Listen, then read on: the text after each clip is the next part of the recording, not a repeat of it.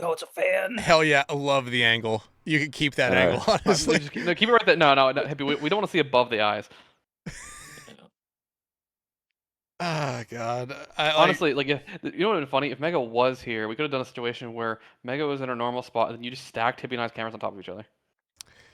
We could have like been half of a person. Like we could have done like upper body like one of us, and then like lower body the other person. We had that idea when Mega was still here. We had the idea to have you guys come on talk about XYBA and everything else, and it was gonna be basically like you just said. We were just gonna throw you in one box, and I would just constantly go back and forth on clicking who gets overlapped and who doesn't. Yeah. I'll just try to like push him down. Yeah, what sucks is that this was supposed to be the week where we potentially did the VTuber stunt, because today is National VTuber Day. Yeah, so for like what Hunter's getting it was on Memorial Day. Yep. Yeah. Yeah. We like if Mega was still here, Hunter had a VTuber model. I was in talks with someone to get a VTuber model made just for a 1 episode bit. Honestly, I'd be down. That'd be hilarious. Yeah. I was down to spend $200 on a bit that maybe only gets seen once or twice. $200 on a bit. Oh my god. I was going for something stupid where I was trying to find someone who'd make a VTuber model look like a PS2 character. Which one? No, like I would just say make me look like a PS2 character. To like take the embodiment of you and be like, yes, pixelize me. Yes, make me janky and pointed and have like an octagonal head. Bro, my model, I would just do this, bro. I'll just. Oh my god. Hey guys. we just animate the mouth moving in post. I know, It's just South Park animation. I know, right? I think we can make it work. I mean, like, can we? Okay, future story. Can we fit Dex on a PS2 memory card? No, too big, too large. That shit needs to be. Do you think Dex is above 4 megabytes, or what I think it was? Am I more or less than 1 gigabyte? I think I forget how much people say that like the space of like DNA takes. I forget exactly. Enough. Hippy, do you think you have more or less DNA than Dex? That's a good one.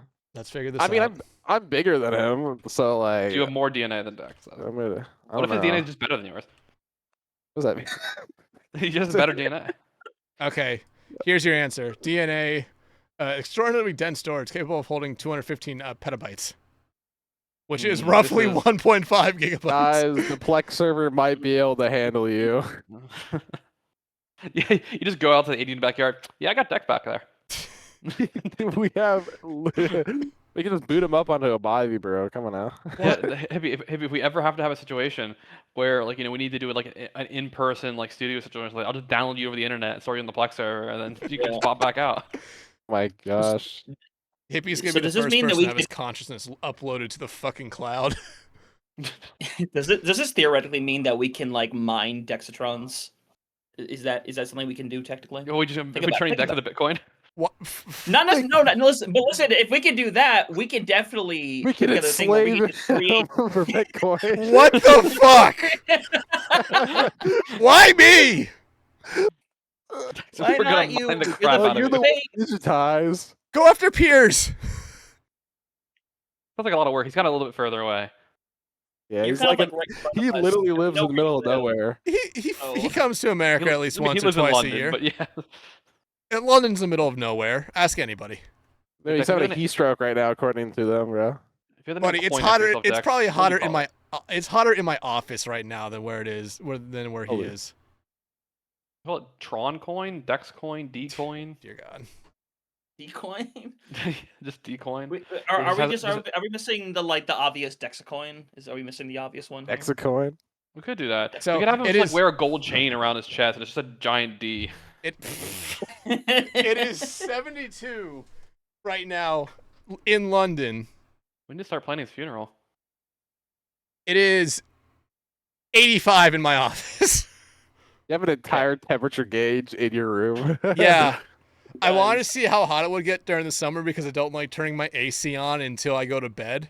So once it gets up to about having highs in the low 90s here, it's going to be fun casting at night when it's 92 in my office. I feel like that's like the most inefficient way of using an AC unit. I don't want to pay for like that's a high fucking electric bill. I don't want to pay for that shit. True. Though sometimes it's like more energy to like bring it back from there versus maintaining. Unless depending on, your installation. unless like your AC was like set to like not being like too low, like I think you're gonna be wasting more money than saving. I mean, I set the 74. Oh, then you're probably fine. Yeah. I'm just imagining you casting these broadcasts when it's like 90 degrees in your room, and people are just gonna think you're crying, like you're so emotional in the game Wait, about what's happening, and it's like, no, he's just literally just melting in front of you. I need to see something then, because I did a cast last night for the Rocket League that I do, and I was in a long sleeve button-down shirt and a sport coat or jacket, and it was like 88 in my office. I have to see what the hell I looked like, because even during the stream I was like, damn, I can feel the sweat on my face.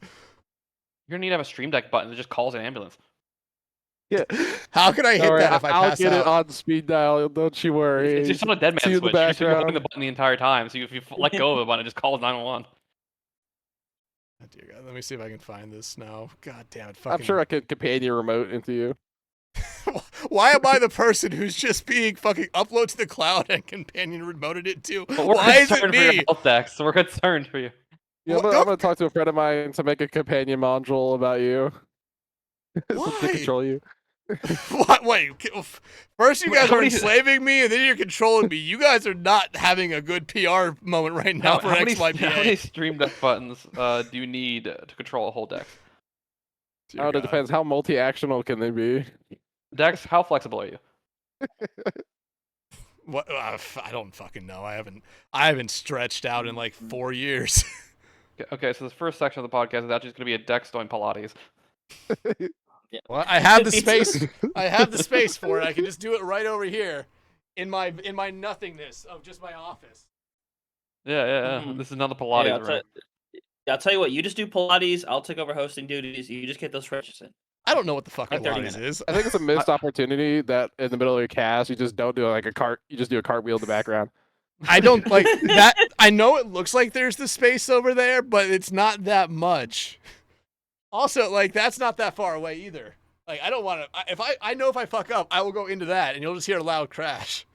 So the camera adds Okay, 20 well, pounds just- and subtracts 30 inches from Deck's room. Just don't fuck up then, Dex. It's that easy. Hunter, how much do it space do you right. have? Do a cartwheel right now. Okay. You say so. I actually be- might break my neck. It'd be funny to see. Yeah, We're think gonna about this we're gonna see for a him for one frame based on the camera's FPS. It's gonna be one frame. It's gonna be him collapsing. And I still need to get this situation figured out. I don't know if I can pull it. I'm a big guy. I think you guys know this. I'm not. Okay, you not can a use tiny... the bookshelf for support. Holy fuck. He's gonna take the bookshelf down. It's a Okay, bookshelf wait, attached to the wait. wall. Hippy, how much space do Right. you have? Can you do a fucking cartwheel? I could, but I won't. Okay, he says he could. Okay, You can have wait. it. You can have it track you. Your PTZ track you. It's not an auto Man, track. I have to manually do it. Wait, Headrammer. It's like- Headrammer. Yeah. You're the smallest person here. Ed, you probably have the most space in your house. He has a huge house. I don't know if you see right here. I'm actually in Hanamura at the moment. Yeah, you're See, outside. outdoors. Yeah, you're outdoors. There's so many places. I don't know. Fortunately, wired camera. Oh, you can take the headset off for a moment.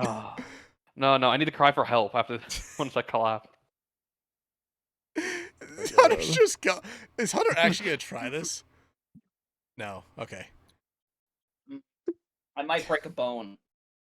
Break a Okay, leg. I mean, think of how many extra views you'll get for If this. you want thing. me to do it, just tell me to do it. If not, Break a leg for I the mean- sake of the podcast and probably 10 views.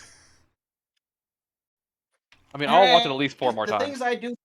Man, things I do for Listen, I'll esports. give it 3 rewatches. All right. We have his address on standby. I don't have his address. He just moved. Okay, track his IP address. I just want to see him come flying in. Oh, what is he putting down a pad or something? He's Oh, moving yeah, you stuff. probably should move that stuff. Yeah, Hunter, you don't You're- need to do this. No, he does.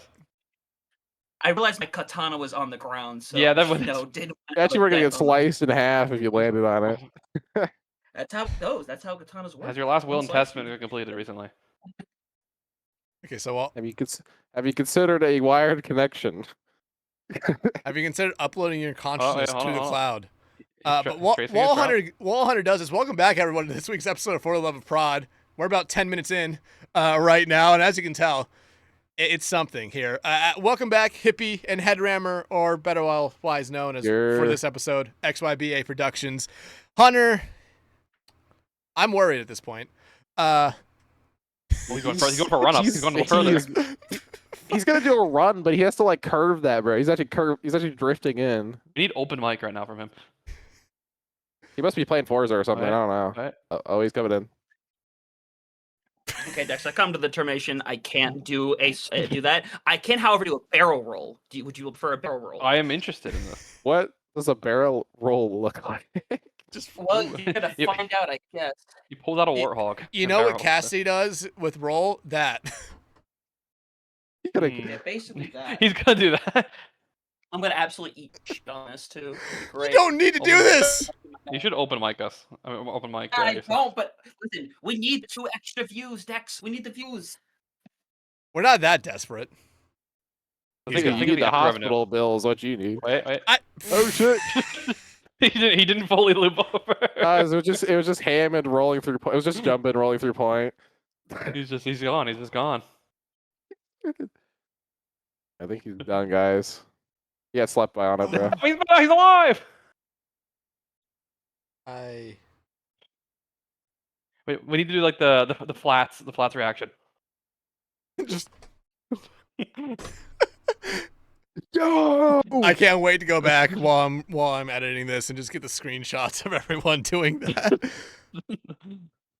What's the other one we have to do? Where we like point back and super point back? No, sorry, it's this. It's this way. It's rack. Yeah. I think super did it too. Yeah. It's the Wojak meme of the 2 dudes pointing at the I forget what it is, like the fake chicken just pointing at like. I don't know what that one is. I'm gonna be honest with you. I don't look at the record. Hunter, how are you feeling after your we're trying to interview you now. Like Hunter, after this extreme fitness challenge you just completed, The Summer what do you want to say to Olympics. your family? I need to visit a doctor. We have one on the way. Does your job provide health insurance? No. A good thing, because we don't. No, there's a workman's comp claim against For the Love of Prod. We're not an LLC. We're nothing. Oh, so you can just sue Dex directly. Actually, yeah. Actually, you know what? I think I have Egdar still added. Actually, 1 second. Actually, no. Hire us to sue Dex. Yeah, we now have in-house lawyers. We have our law department. Did you guys actually have to get fucking lawyers? Not really. But you could just kept up. But I know some. Yeah, Egdar. Maybe you know some. I guess so. I wasn't thinking of him, but yeah. Even though he does family law. Something like that, yeah. Yeah, I mean we're basically family. We're a podcast. You just see Edgar's face just appear in the center of the screen. Does he know American law, which is none? It's okay. We can get a U.S. lawyer. It's fine. I will go bankrupt just to throw the money out to make sure you guys lose. No. Make sure we lose. I will go bankrupt. I will expel all $25 from my savings account. Holy racks! But if you do that, then you really never can turn your AC on again. You go from 1 hour to 0. Dex, are you filing your taxes for the Love of Prod? Are you claiming this money? I feel like I need to make money to be claiming anything. IRS always finds a way. Yeah, you said you had $25 to your name, bro. That must that's my money. That's not the podcast money. That's my money. Yeah, tell that to the auditors. I'm not dead. I'm not dead. Hunter's I'm like, not dead. Tell that to Video Ninja. I'm thinking maybe if I just go directly to source, maybe that fixes some kind of issue. We'll find out. If you just like VPN into Hippy's house, and then we proxied your camera through Hippy. Have you considered our download option? Oh, well, you know what I have considered recently, Hippy, is how you always had the terrible. We watched the WCS matches on your screen share, and it was one of the worst things I've seen. I personally blame Discord. I think it's a piece of shit. Personally. Oh god. Oh god. Okay. Yeah, actually, I can blame Discord. Yeah, so actually, XYBA Productions is currently running our own Discord client. Yeah. Yeah, just the screen share better. No other thing. Doesn't do any other features. Have you guys heard of this thing called TeamSpeak? Does that work better? I mean, I've heard of it, but that sounds like a lot of work. Yeah, we also have this other subcategory known as XYBA Speak. Yeah, we just call it Zib. Zebra. Yeah, we're trying to make it a verb. You want to zip that? Eba Zeba. Yeah, that's the new. Yeah, that's the new service. We're just cranking out services like Yeah, that. just No, do not say cranking out, please. I know, copyrighted by the Cranked movie. Okay, We've broken decks a few times now. We can build them back up again. no. We can quote you for that. You guys are just gonna build me up to break me right back down again. I know it. Well, we can quote you to put you back together again. Your mental is just as good as Alex's PC. Excuse me. Is I was that, quote- wait, I need to know. Is that a good thing or a bad thing? Well, you might be able to drop in some FPS in your mental. Maybe the occasional blue screen. No, the blue screens are gone now. The blue screen? You mean just the used to be XYBA there. ad? Yeah. That honestly would be a genius idea. We've actually replaced the blue screen with just an XYBA ad. It just plays. We have ownership over blue screens. Yeah. We should just drop XYBA ads on every time someone blue screens. You guys just the ad space. paid off Microsoft and Linux. How do Wow, we- me how do wearing we my get hat just makes me ads? look bald. That you can't ad block. You crashed a PC. Oh wait, so right. You can't ad block it if they can't run any programs. Exactly. I was pricing out a new PC earlier today. Like, ooh, this is kind of expensive. The RAM probably costed like a down payment. I mean, the RAM wasn't cheap, but obviously the GPU is more expensive. Heck, I was like comparing prices between like if I was a builder myself versus I was using like a builder or whatever. It was cheaper Same. at the builder. Yeah, because their stock hasn't like reached the point where they have to build stuff. So like I think initially it might actually just be better at this point to get a pre-build before the prices catch up to them. Yeah, so currently I'm actually invoicing this FTLP company, so just heads up. You guys just need to build it into any package that you make and sell to someone. That there's a 1 in 10,000 chance that anytime you use the package, it will just run the XYB ad in perpetuity until they can close or to the It's like the YouTube video of like 10 hours silence interrupted by like metal pipe. Darth Vader, their metal pipe or Darth Vader. No, falling. Alex, on all of our packages, we have them all install the triggers plugin, and then every 30 minutes, every 15 minutes after the stream starting happens, it just will play the XYBA ad, regardless. We just offer an ad. We offer an ad. We're gonna add a new package here. We're gonna offer an ad-supported package tier, or we give it to you for free, but it just plays different ads. It's just a watermark. It's just perpetually watermarked the entire time. Yeah, and we'll sell ad space on it. You'll just see like a Raid Shadow Legends ad pop up in the middle of Rocket League or something like that. It's just the XYBA logo. Like opacity is set to like 2% at all times on the screen. No. We'll make it so that like the longer we'll charge you based on how long your stream is. The longer the stream is, the deeper the opacity gets. Just a 1 hour block is just full visibility. Oh dear God. Okay. We can script this. We are 18 and a half minutes into the recording. Oh my God. I want to get started with the podcast. Are we gonna be able to do it? I don't think so, but we'll fucking try. We'll make a piece of content. Don't worry, Dex. Don't worry. Don't worry We about already have Hunter We're almost just clip fucking farming. die. Yeah, we almost had Hunter already fucking die. Me being sold to slavery. My conscience being uploaded to the cloud. Apparently, me being turned into some sort of cryptocurrency without my consent. Yeah, we're gonna pump and dump Dex. That sounds so fucking wrong. I don't like that statement. I do not like that statement. Oh, dear God. We're gonna hold. We're just gonna keep holding. Yeah, keep holding the line. I thought I knew what I was gonna get when I brought YouTube back on, especially for this one. But it's like I did not expect this. Hippy, are you wearing the same damn shirt you wore last time you were on this podcast? Oh, I don't know. I'm wearing the periodic table shirt. Oh, I okay. swear to fucking God, Hippy. You got an affiliate link for this? I Nope. have to fucking check. I have to fucking check now. What are the odds We're that checking it the VOD. is We're checking the VOD. I'm wearing my finest and brightest. We need an instant replay. Dear Oh, God, I start the the episode and it's lighting, immediately the changing. lighting you had on your last episode is something. Glad to hear. I think you're also in a different house last time. Yeah, probably. Hippy, what is the exact address of this house compared to the previous house? Oh, it is the same one. It's the same. Your address? It's the same shirt. Hippy, Mm-hmm. fuck, wrong Hippy's scene. been deleted. Hey, what's up? Hippy, do you own only one fucking shirt? Oh my God, that's the most ominous ass fucking lighting. Yeah, you are. You are trapped in a room here. I'm actually getting interrogated. I was actually getting interrogated. People can't see it, but you're actually bound to the back of that wall. I love clearly. I love it how the final couple chapters of this is I don't honestly know what to write down for this, and then again we've lost the track.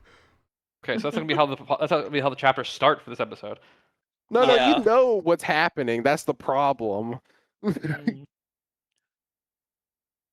It's like a year Fuck. ago. It's been There a he while. goes.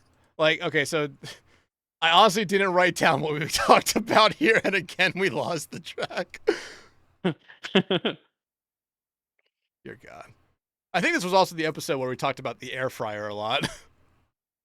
It the might have been, incident, yeah. the air fryer incident The air Air fryer fryer. incident. of What is the 2025. air fryer incident? This is just talk to our friend here. Why am I getting added in this Discord? Luau, Alex. Okay. Oh. Okay. So let's actually get started. I already introduced everyone while Hunter was almost killing himself. Yeah. So, guys, welcome back. It's awesome.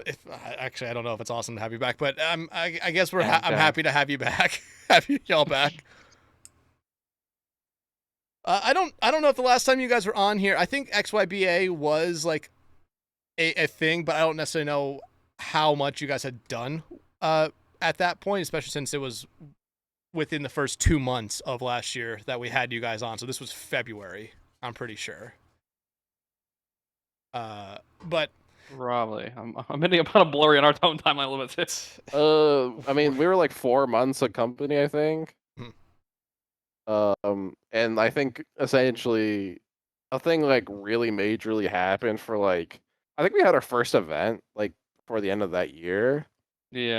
But it didn't really kick it off until like 6 months later, honestly, after its inception, where we started actually getting some stuff going.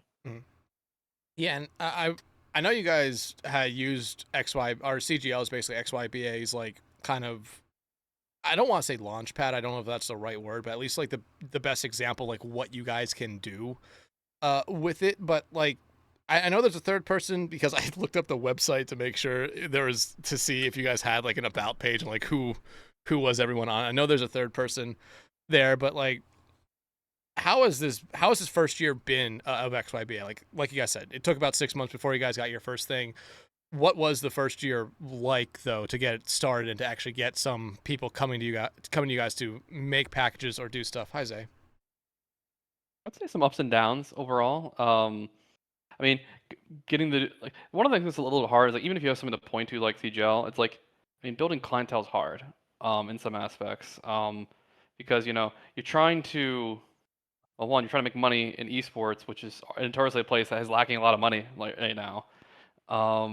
So you're trying to connect yourselves with the people that have money to yourselves, but also people that actually have the money a lot of times have very little, or if they don't have little and actually have a somewhat decent budget, a lot of times they can also sometimes be very risk averse too, in the sense of like, I'm just going to keep working with the same people because I always work with them kind of thing. Or it might just be an event that's so large scale that like you need a literal full large company to do it kind of thing. So it's like kind of just finding out, starting to build up some of that clientele that kind of spreads through word of mouth, trying to figure out where we sit in there and how to price ourselves. Because like there's a mix of things that are like, realistically, we could probably work every single day doing something, like doing some event if we were to just charge almost nothing. and it's like kind of a balance between like we've done some things that are like either really cheap or free for things that we think maybe adds more advertisement to ourselves, or maybe some things we believe in, but also a lot of times like we kind of lean in directions like at the same time, if it's going to be worth our time compared to everything else, like it needs to be somewhat reasonably cost for the money. And sometimes, admittedly, that can hurt you as well, because sometimes you're like, oh, you did say 2 full weeks of free work for us, and then maybe we'll hire on for this one event. But like, it's kind of like a risk you take sometimes of things. Like, is it worth to do one paid event for somebody if to get that paid event you have to do 2 full weeks of work for free for it? And like, yes and no, depending on maybe if it's really big for it, but also like I have a full-time day job for things like that. Like I can't. There's limitations to how much time I have to spend on stuff during the day and at night. Then obviously I have still all the CGL stuff we do. So it can be a balance between that, but also like it's been a learning experience of figuring out where we fit in the industry for we do stuff. We found actually some of the stuff we've done the most actually we got stumbled into accidentally. We've built a lot of packages for people's broadcasts for colleges, for individual people, whatever, and we kind of like it was something that wasn't initially one of our main advertisings that we did. We just kind of like did it as part of things. We were like, yeah, we can do that, and then we make one for someone sees their streams, like ask them about that, and they say like, oh yeah, we got it from them, and then we do it with them, and it kind of a lot more word of mouth is kind of spread that way. So like we're actually thinking more in that area now, like okay, well how can we make this area more that we've kind of stumbled into? Because clearly like this is one of the areas that's kind of naturally expanded for us doing more and more. Yeah, and like I know you guys have done some stuff with some college programs, because I forget, like I don't remember if it was you, Headrammer, or Hippy, that just kind of casually like brought it up one day, like saying, yeah, made this package for the university, and just kept on moving on with like everything else that was going on, because I think it was like getting set up for a game. But like I have to imagine, because there are some people, especially in like CGL that you guys know, that are still in college, that have esport programs, that could all like that had to be one of the reasons you guys were able to get in with some of those colleges, right? And I was Shenandoah one of the ones that you guys did something for, or am I wrong? I'm wrong. No, we did something with SSU though, Yeah. which might be the S one you're thinking of. Yeah, I mean some of our early stuff, yeah, there was like some connection stuff a little bit with some college stuff with like some people's like, yeah, I played in this tournament, whatever, and they're going to college here now. Some situations has been like, some stuff is like a lot of the stuff is also just trying to get your name out there somewhere, whether it be just like cold DMing people in situations like that, or just like sometimes if you follow the XYBA Twitter, you'll just like see me replying to things like, hey, I see you're running an event, you need some of this or whatever, and even if nothing gets there, at least like it gets someone's face, and maybe they think of it at some point in the future. And some things have gone that. Some people then saw our things like there and DM'd us or whatever. Sometimes it's like, when collegiate stuff gets announced, sometimes like, I'll quote tweet it on the XYB Twitter, be like, hey, if your school needs something for this or whatever. I think we did get a leave off one of those before. So I think so. It's kind of, yeah. It's like, but realistically, I mean, the biggest thing by far is word of mouth. Yeah, and I feel like especially in the esports industry, especially in the area where we are right now, which is I don't necessarily like, it's still that grassroots area where it does get a little bit more attention on it from time to time. A lot of it is word of mouth, and especially with production, where it's casters, it's observers, it's producers, where it's like, I worked with this one person one time, they were really good. It would be cool to bring them in here because they could help them almost immediately. In some of the areas, we've tried to poke around more and think more about like what we can do in it is like, so doing stuff like, production, casting, observing, stuff like that is really fun, and I quite like it. But it's also like realistically long term, if it's something you want to scale company wise in terms of like making money, doing production it's essentially directly proportional to how much time you spend. So we're trying to look for additional revenue streams of things like, it's not like getting more production stuff means we have to invest way more time to do it. But like, what are other opportunities we can do where maybe we can make something and then sell that thing many times, which then it's like, essentially more revenue for less overall time. Things, whether it be like a service, something like that, where you build a service and you sell access to the service, or like maybe it's something like this package stuff where like, we build a base of a package and then we can like, the base can take a good while to make, but then like modifying the base for other people and theming it, and while we can get the core of it is still the same, but like the theme of it takes way less time compared to building the original base. So that's like other ways we can do where it's not like, oh, we have to oh, we do this weekend broadcast, and maybe the broadcast is like 16 hours of the weekend versus like maybe sell a package base with some minor modifications over like a few hours. Yeah. Yeah. It's always interesting to hear the back end stuff because like I have no idea what it's like to build a package, and I think I've been in the calls where like you two are talking about it's like I wish I could contribute, but it's like damn, I feel like I would just say the dumbest shit in the world, and they would both look at me like I'm a fucking moron. It's okay, we say dumb stuff to each other all the time. Oh yeah. Oh, trust me, I know. I mean, Hippy and I's DMs like Hippy, like what are you talking about with this thing? Are you talking to me? Ooh, The other day, like when we were talking about like business stuff, like he's saying like I want to find he's like something I want to find like ways to like find stuff that's like that like benefits them but isn't overly negative. Like, what do you mean by overly negative? I'm like, this makes no sense at all, Hippy. And then like a little back and forth, I'm like, Hippy, you could have just said just not too expensive. I like it. You can tell Hippie's very embarrassed about this. It's just like an average conversation, and oh damn, I dropped my phone. You don't need it. Just honestly, no, it's just like average conversation. It's like we'll eventually get to what we're trying to actually do. It's just the communication line sometimes gets a little journeyful, you know. I feel like I'm getting the raw, unfiltered stream from his mind sometimes. You're actually getting the actual data instead of like yeah, translation. This man needs to upgrade to USB 3.0. Yeah, I'm on the.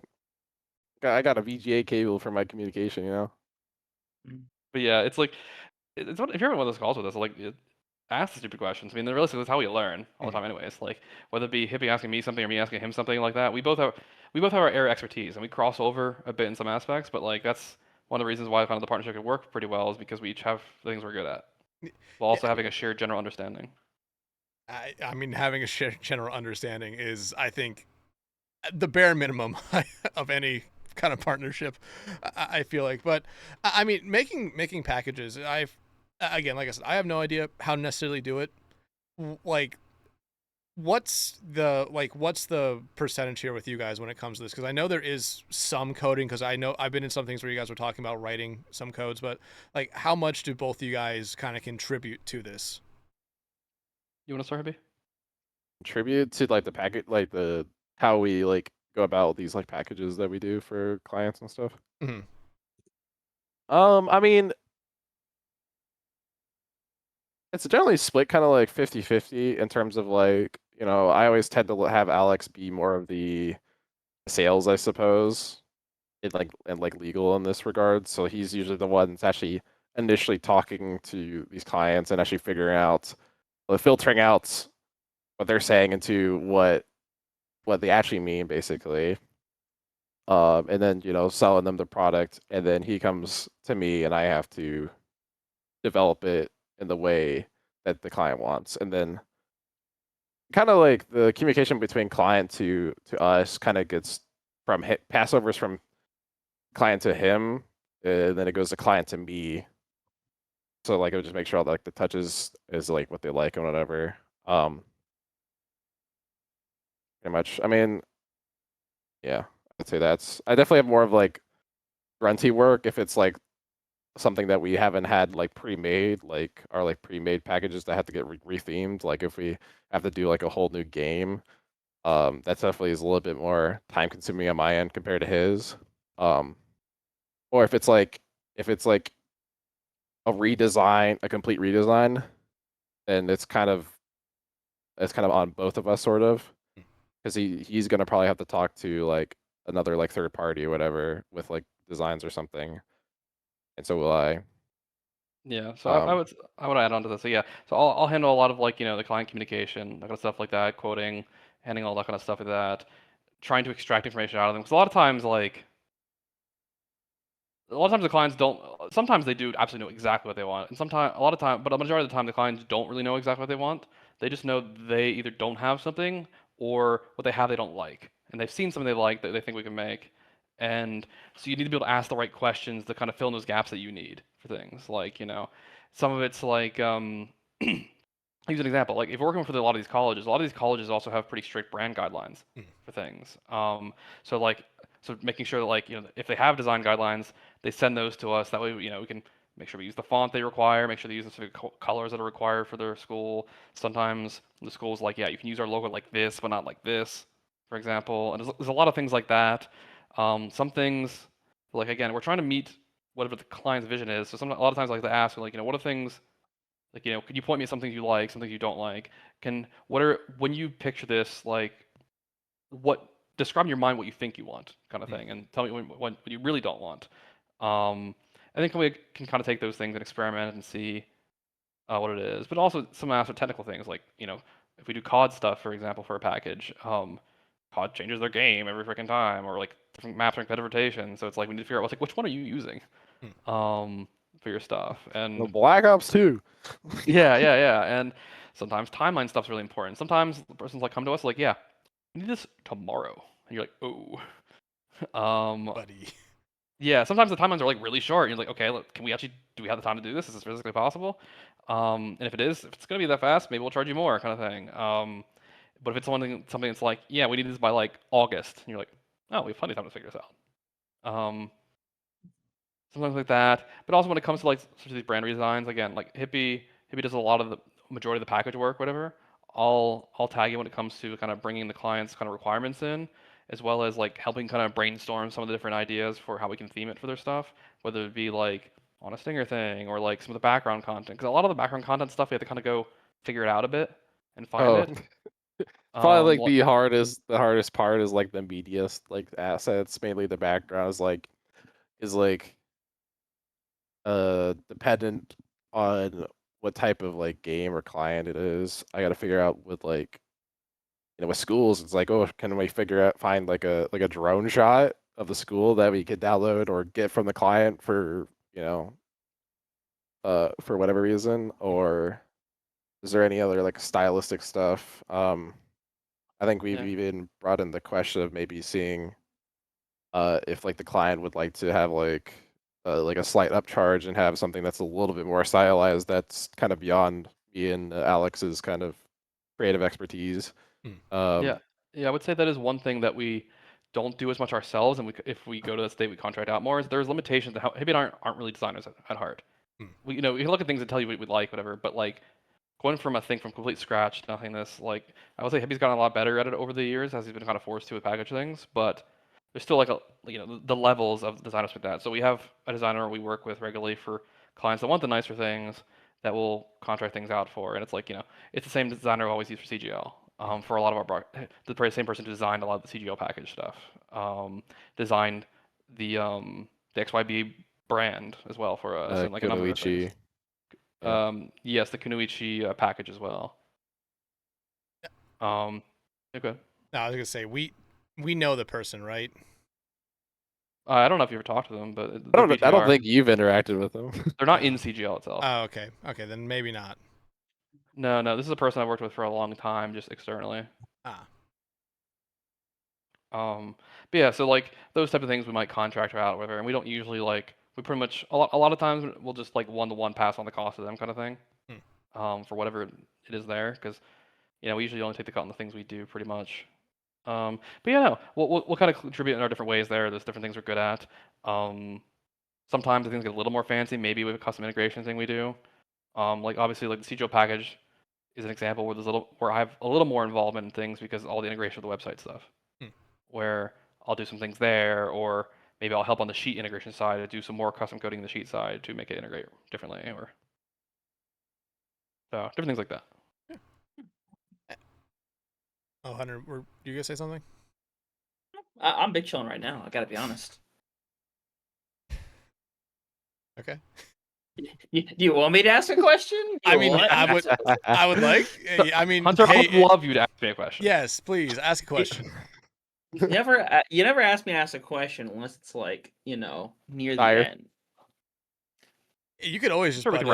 You could always butt in. Like I said, I always told you in Mega. I always told you in Mega, just ask a question. I don't care.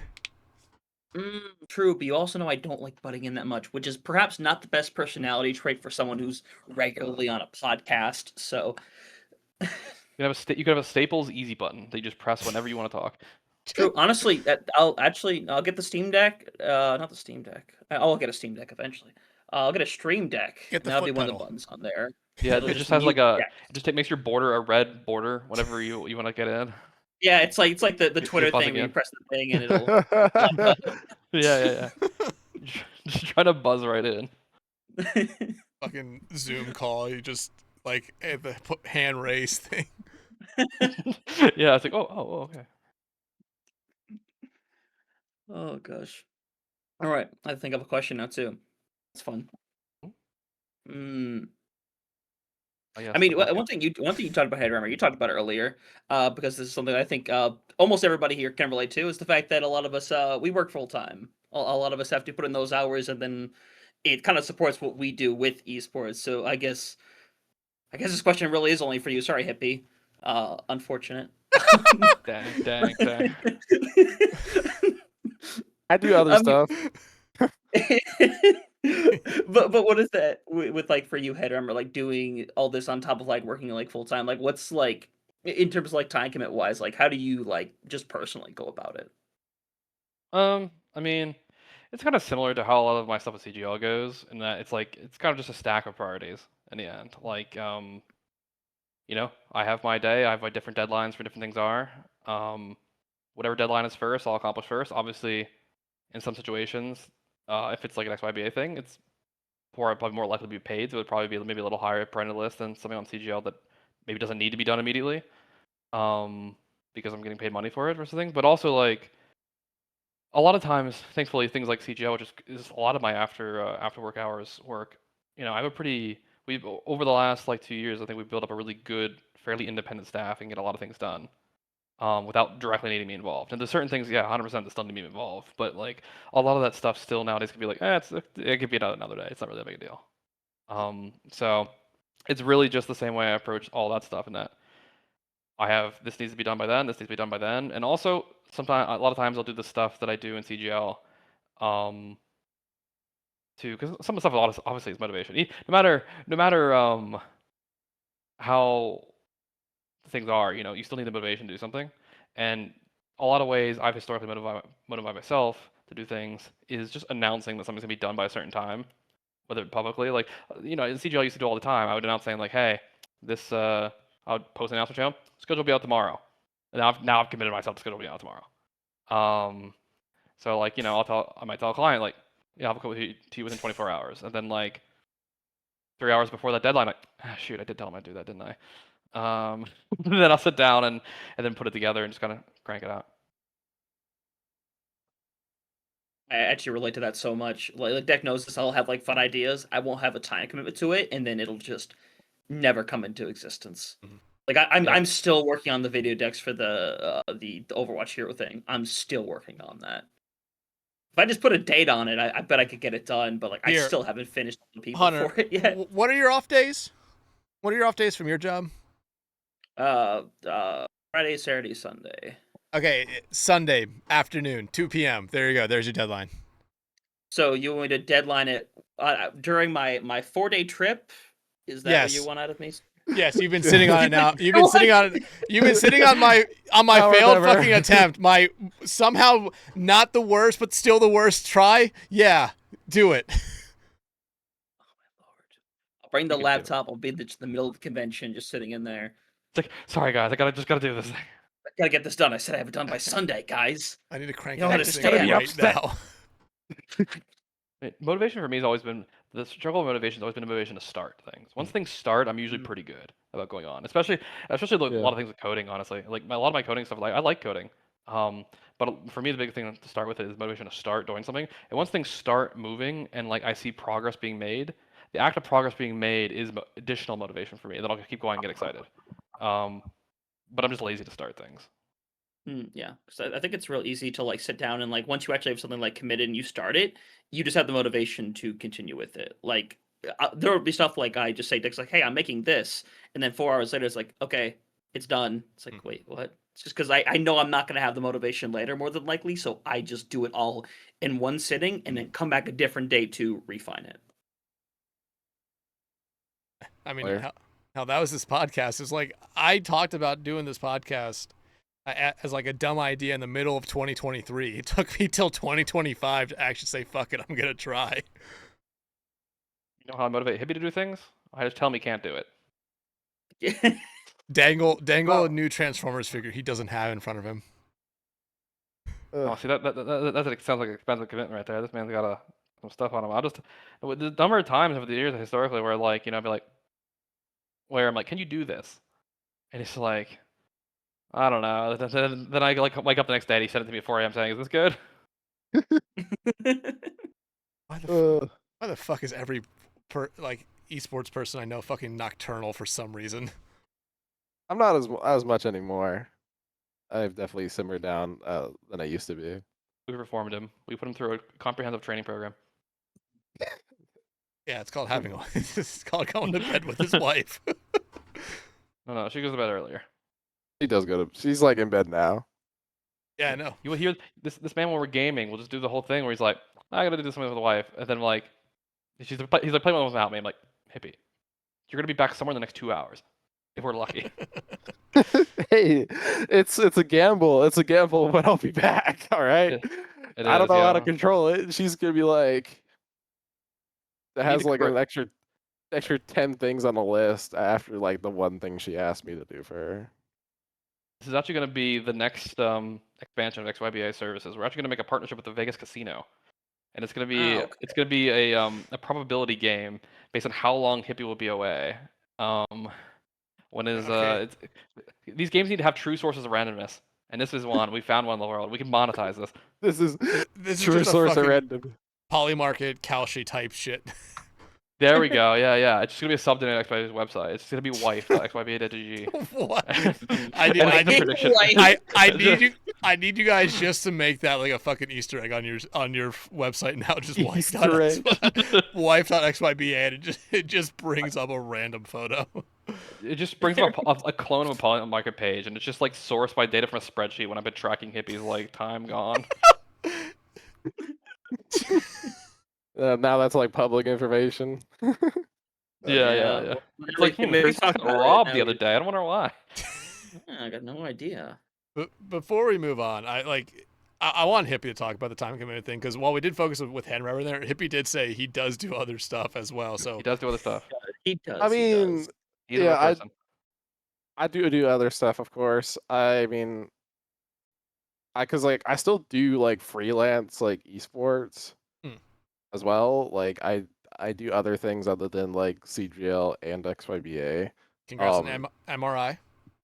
Yeah. And like sometimes like when we're planning for events or like setting up events, if I'm just like really booked, it definitely does put us in a somewhat tight spot, because like I'm not as free. Like if we had like plans for a big event like in like a week, and I'm just like have my entire weekend booked, it's like it's gonna be very last minute for me to set up like a show or whatever.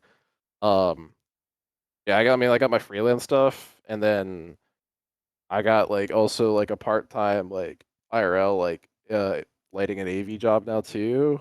And then I got some like music stuff that I do occasionally. So like I do have like a bunch of random stuff, not including stuff I need to do with my wife and whatever, that I have to account for when I do my freelance stuff. I definitely have more flexibility to do specifically XYBA stuff than Alex does. If there's like plenty of notice, like I could basically have that be the priority if I want to.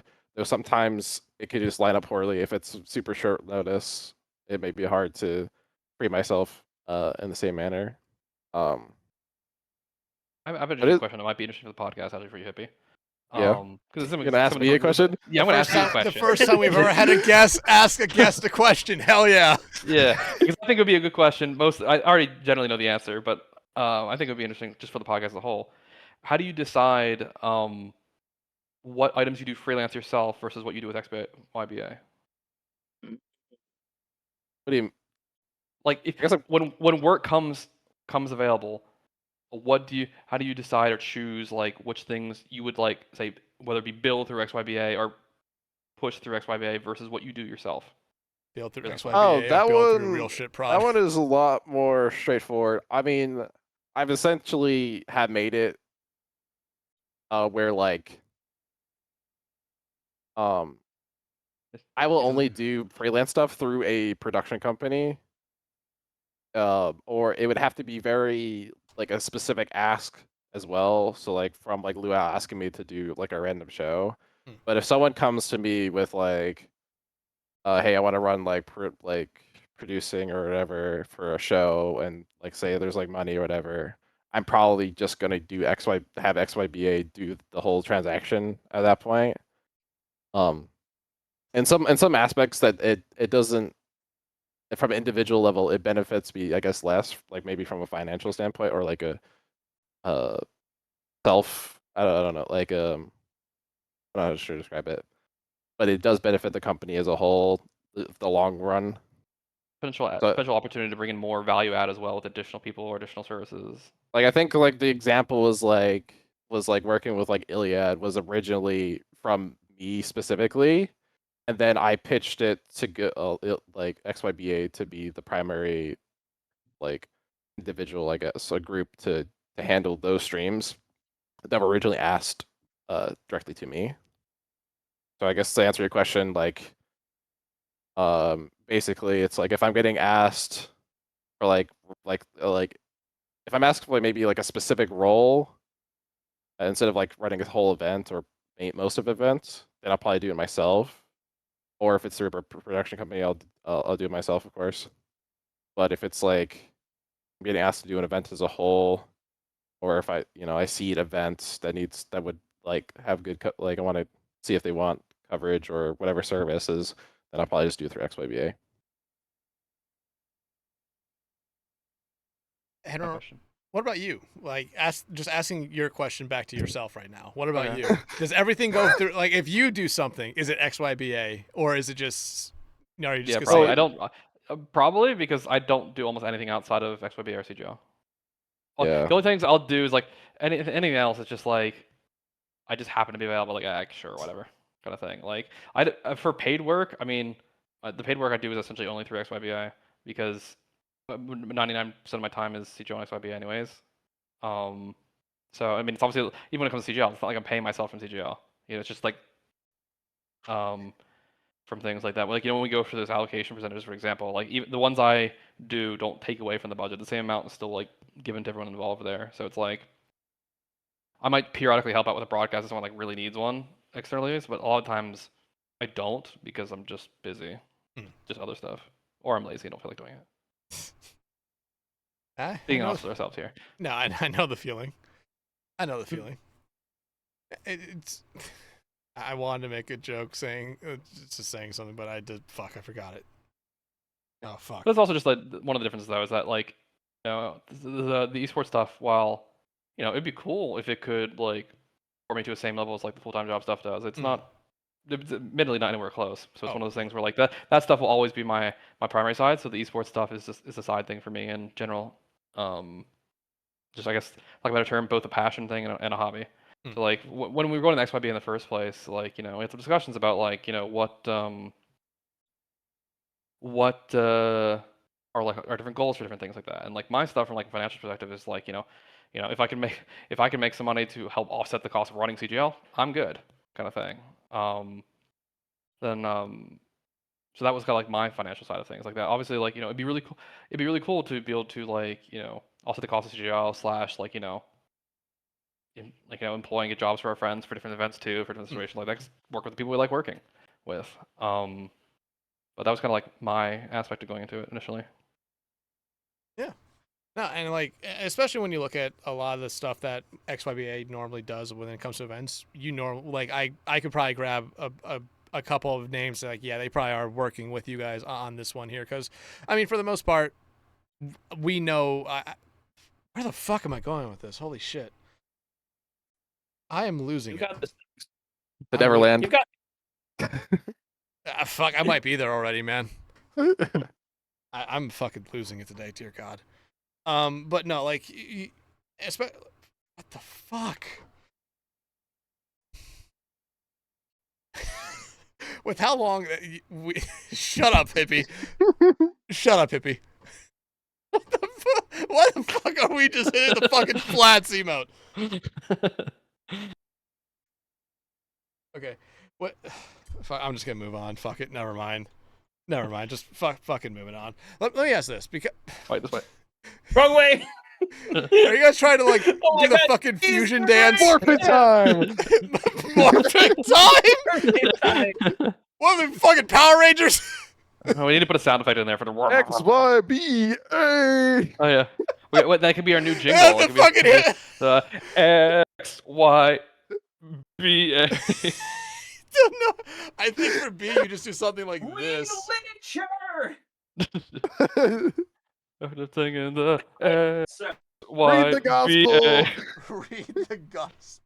Read my gospel. Just fucking One Piece. Okay, but through all this stuff that you guys have had to do now and making packages for certain games, what's the one game that has been by far the hardest one to necessarily make something for?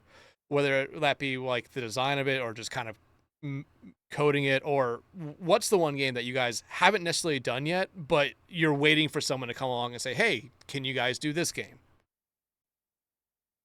Probably Deadlocked, I assume, right, Hippy? Probably Deadlock, because I mean, sort of. We've already figured out most of it because Deadlock has a very similar technical functionality of like League of Legends, and I've already kind of like mocked that up already.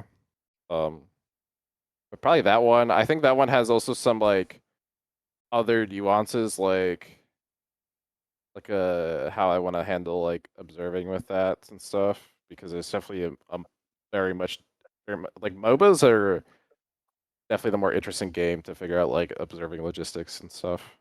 And Deadlock is a bit more interesting. It's also a game I think only I have the transferability of, versus like Alex is like not as versed into the MOBA genre. So like if we ever landed like a League or Deadlock like events, it would definitely be a learning curve to get him up to speed on that gist. Yeah, we discussed that at one point when we were like quoting out like a different event at one point. We're like, if we were to do this event, would it be better if we put like say you on observer and me on producer for the event, just because you had the more default knowledge, or would it be better in an event for me to just like sit down and grind out the knowledge for it? For the situations like that, because like I said, I haven't really done almost any MOAs, never played one, don't watch them.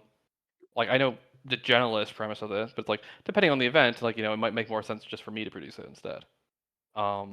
Versus then him observe. So some of the situations come up, like when we did a Valorant event for the first time, I had to stay up on Valorant for that because I've like essentially never played it. I've watched a little bit of Valorant, whatever, but especially like getting more resources on like how observing and spectating works in the game. So like I reached out and talked to a few other observers that have done it to talk to them a little bit for a little crash course and something like that. Read a bunch about stuff like that, messed with it a little bit. Then we turn around and did a little Valorant thing. And while I'm not gonna say I was a god tier observer for it, I wasn't as comfortable as I am in Overwatch. Overwatch, I'm very comfortable doing it for there, so I don't really have to think too much doing that one. But no, it didn't go too bad. Minus my computer blue screen once. I remember when I did Valorant observing for my old college when I was still there one time. I was like, wow. And I tweeted after saying, wow, I gotta respect people who do Valorant observing, because it's hard to do on mouse and keyboard. And Hippy responds to me saying, just download this program and you can use the controller. I'm like, thanks. I don't remember that. It was like 2 fucking years ago, 3 fucking years Hippy doesn't ago. remember what happened 2 days ago. It's fine. Hippy doesn't remember. Okay. Hippy doesn't remember what we were talking about an hour ago. Hippy, what were we talking about an hour ago? Digitizing you and enslaving you. All right, Fair so we enough. now have that on evidence that Hippy was involved in that. So weren't you? There's no proof of that. In It's fact, either you that or suggested it. see, it's either that or this isn't the real Hippy anymore. Oh my, wait a minute. Maybe we cloned him as well. I mean, we already This did. entire time. We were making Hippy 2. What will we improve? Hippy's The the sequel. Hippy's the clone. Skylar's the original. I got replaced years ago. This man's middle name is an underscore. Actually, it's just a line of code. Yeah, Hippy underscore prod. That's his full name.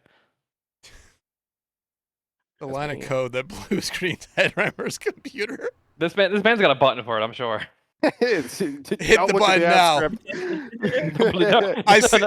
I see those stream decks behind you. Hit the button now. Hippy, don't do it. No. I got his ass. He's dead. Oh, Oh no. think of Okay. your PCs here. Wait, Hippy. Blue screen Hunter's computer right now for fun. Do not. I'd really prefer you didn't do that. Please don't. don't do it, okay. Hippy. This computer's Hunter, barely we need you to holding download on. this file real quick. Okay, then you won't wait. Just That looks happy. a little. You sure this Happy. is It's good, the. right? It's happybirthday.zip. It's totally not. Yeah. It's totally not a fucking. It's totally not a pipe bomb. Anytime it Oh, detects shit. your, All right, your one second. webcam. Let me just. GG's. Okay, so while he's gone, the other part of the question there, for the packages for games that you guys have done, what's necessarily the most difficult one to actually completely execute on? What game is the most difficult one? I'll leave this one to you mostly, Hippy. I mean, execute on. But just like to build the package, I assume. Yeah, build the package and like have it run and like most complicated one. Yeah, like what's the hardest game to necessarily have that package complete for? I know I'm asking the question the worst possible way, but I think Headrammer's kind of understanding where I'm going with this. I think This is why I sit in the middle of these conversations with the technical people and then all the time. I am not the technical person. Funny enough, I think Overwatch has to be the most complex. I think out of all the packages because it has like a lot of like. So there's elements of a show. And Overwatch I think has almost every element of a show. So like each show has like consistent stuff. They all have like camera scenes, intermission scenes, in-game scenes, replay scene, sure, essentially. But then you have scenes like you have games that have you have to show maps in some way, and we got to show them either whatever first two basically. So like Overwatch 2 and COD and Rivals can go up to first to 4. So you need to show like at least 7 maps, so and have some variation of it. And then you have like a band system. Essentially, so like you got League of Legends, you got Deadlock, technically you got Overwatch and Rivals. I mean, out of the complex band systems, I think League of Legends and Deadlock are the most complicated, but they don't have aspects of like the map scene or something. Like they don't have that. And then you got like Rivals and Overwatch that do have bands and maps. But Rivals has more of an in-game band system already, so you don't have to you could use that, or you could design something. Like you can just use that if you really wanted to, or you can design some like fancy overlay. And normally that's what it does with Overwatch. It usually has the fancy stuff. Though I've been seeing lately with like Rivals, they want to use like a League of Legends style band like design, which is like the lower third bar. So maybe that's in this. That's probably a more complex tier if you want to add that to a show. That's probably it. It's just like elements. Which game has the most elements? Essentially, would be basically my answer. And Overwatch and probably Rivals are probably the two games that I know off the top of my head that have the most elements. Hunter, you can come back now. He's back. He's back and even more of a PowerPoint. Actually, he's actually at 3 FPS. Anytime we detect his FPS on his webcam above 30 FPS, we actually enable the XYBA Bitcoin miner. So that's how you guys are. That's how you guys are making money. Look, we got to do it somehow, man. Esports. Listen, guys, when you install any XYBA product, just don't look at the "Don't touch me" folder. Just don't look at the README folder or page, and you're good. The README executable. Yeah. No one reads it anyway, so as long as they don't That's read what I'm it. saying. Yeah. I forgot. Put our documentation on Google. Would you say the CGO package is your most complicated package you've done? Or do you have done a more complicated one? Probably it's probably the most complicated, I would say, if you're counting in all the variations of lower thirds. The player cams now exist. Then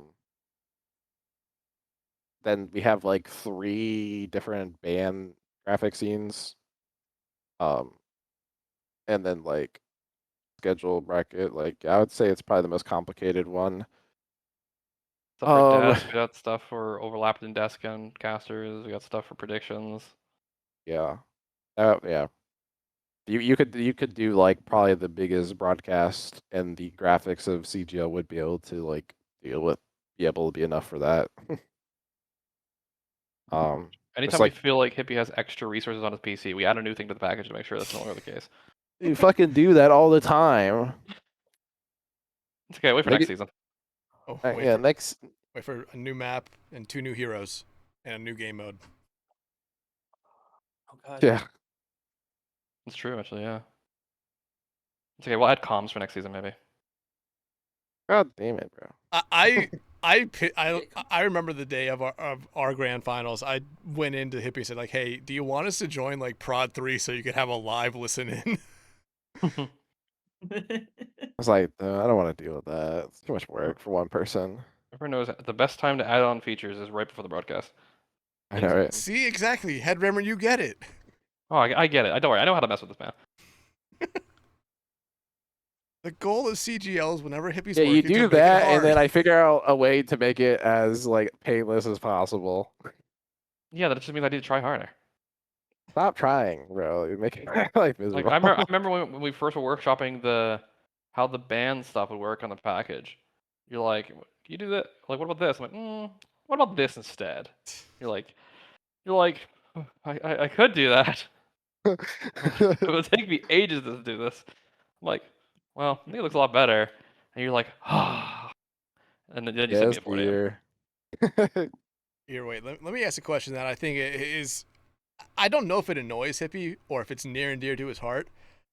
So when making these packages, I know Hippy, you swear by VMIX, but there's still a lot of people that use OBS. How is that for you? Because you have to make both, and I imagine they're not the exact same thing. You have to have some slight differences in them, or are they like very similar? It's just the software that's different. Let me think. From a purely like the point of these packages is mainly from more of a graphical standpoint.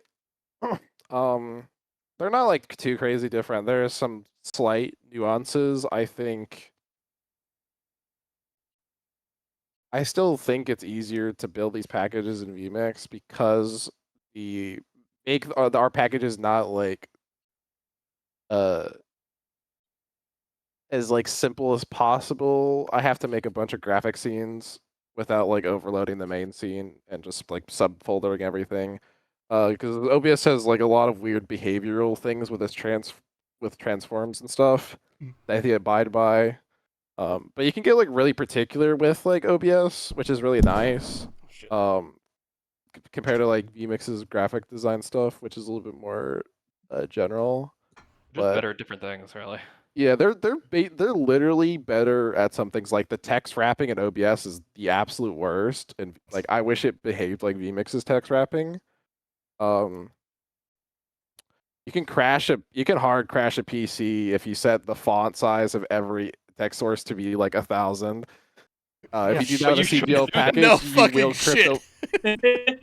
Well, no, like they can be like the small boxes, but the actual pixels, it will still try to render like 1,000 pixels of the text. Yeah, if you set the font size to like 999 and then you resize the box back down, essentially. I think that the package used to be like that, and it would crash people. People would be wondering why the packages would run like shit. My bad. Yeah, it's just like. Yeah. I almost just tested that. I tested that theory on my computer by setting the font on Paint.net to 5,000, but I decided not to type anything. So we performance test all our new PCs. But yeah, like from a graphic standpoint, they're not too much different. In my opinion, I can get the packages to basically look and feel the same from a visual standpoint. They only really have differences in how you would run the back end of things, which is where I have my preference of how preference there. But VMIX just at its whole also like it's supposed to be more of an all-in-one tool. You don't really have plugins for it or anything like that. It has more, I guess, a base level built in to it, whereas OBS has more natural development to it, so they add more things over time, and some of the things like their overall builder, I think it's like easier drag and drop stuff, but also some stuff just is totally reliant on a plugin existing to do it. And while there are a lot of plugins for it, you need to find or package it. And sometimes it's not as easy to pull. Like not all plugins let you ship their configuration with a package. Like some do, a lot do, but some just don't. So like for me to send a package from like if we send like a VMIX package to somebody, it kind of just it's the entire thing in there.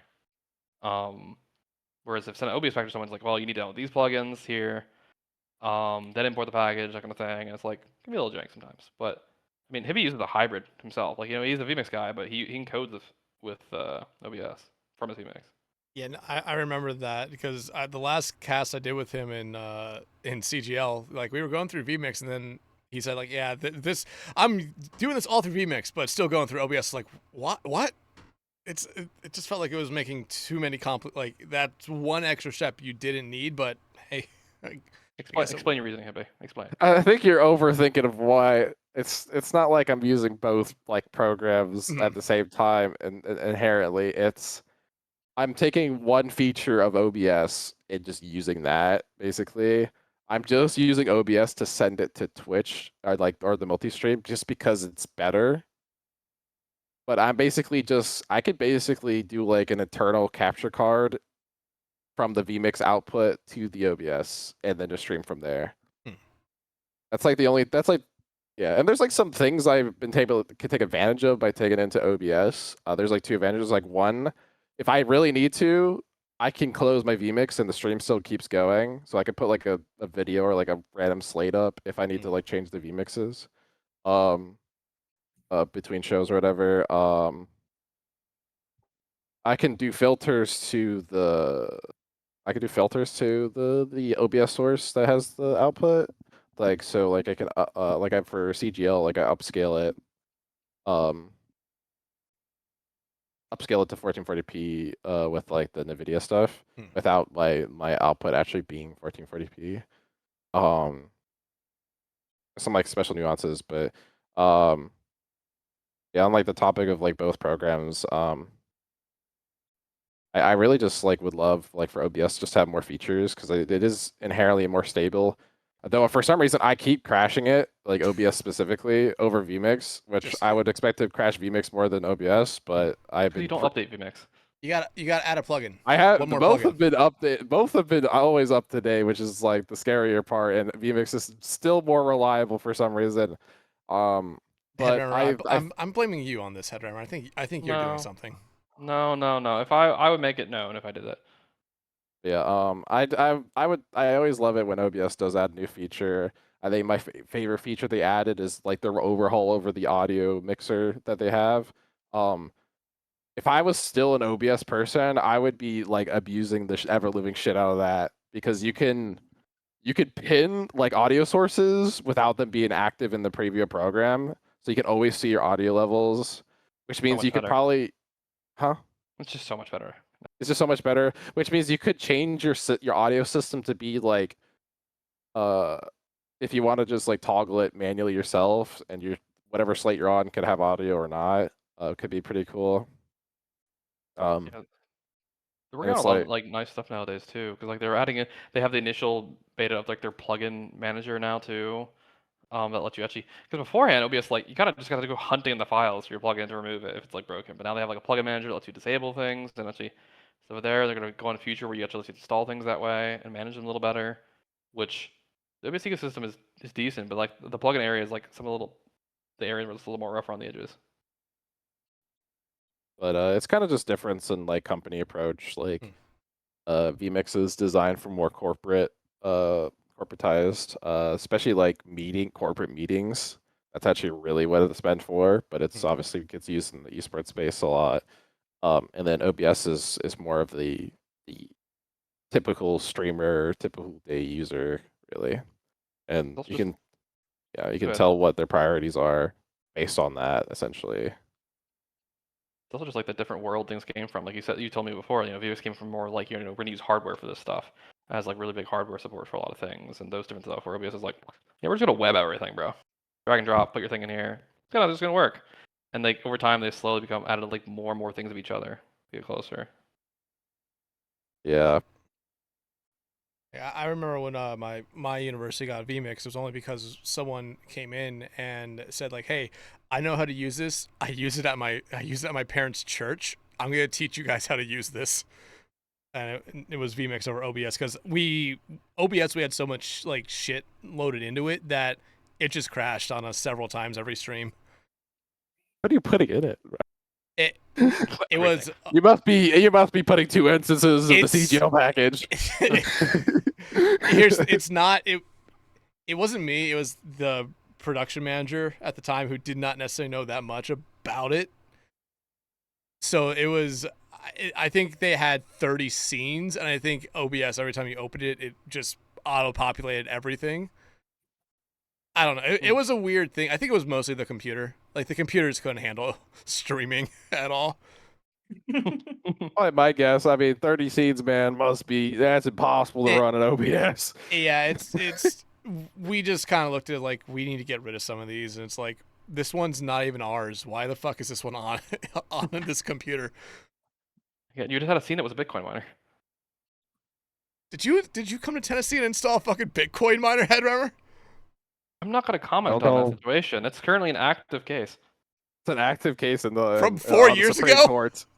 Look, the statute of limitations of Bitcoin mining. Whew, I tell you, they don't let up. Somebody get the commuter fraud and act. Dear God. Either this episode's gonna be called Bitcoin Miner, or I had it written down as something that we didn't even talk about on the fucking episode. Still time, we could do it. Actually, no, we did talk about it a little bit. We talked about it a little bit. I had the before we started, I just wrote down, okay, this one's gonna be called Clickbaiter. True, yeah. We can clickbait. We can clickbait. Like, how? Does anyone have any material you can get Hippy canceled live on some broadcast? When are we gonna get the Alex year calendar? The Alex year calendar? Like, I'm gonna do just different. Each month's gonna be a different pose. Like, kind of thing. Yeah.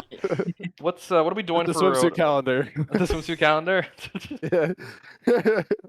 What are we doing for what's an April type outfit? April pit. I don't know. It's like it's like. Hey, you're gonna dress up as the fucking Easter bunny. Oh, there we go. Or we're gonna get you one of those bunny outfits. It's true. The full bunny outfit.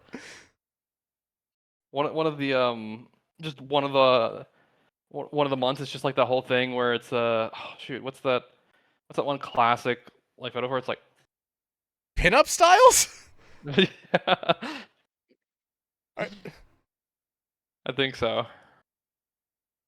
It's gotta be at least like a June or July type situation. Yeah, no, July 4th. You're gonna be dressed up as sexy Uncle Sam. There we go. Oh my God. With 2 1911s. just destroyed shirt. Destroyed shirt. It's just the fucking. It's just you ripping a shirt under. It's just the American flag bikini. The American flag bikini with like XYBA tattoo on. XYBA. Oh my God. XYBA tramp stamp. Yeah, there you go.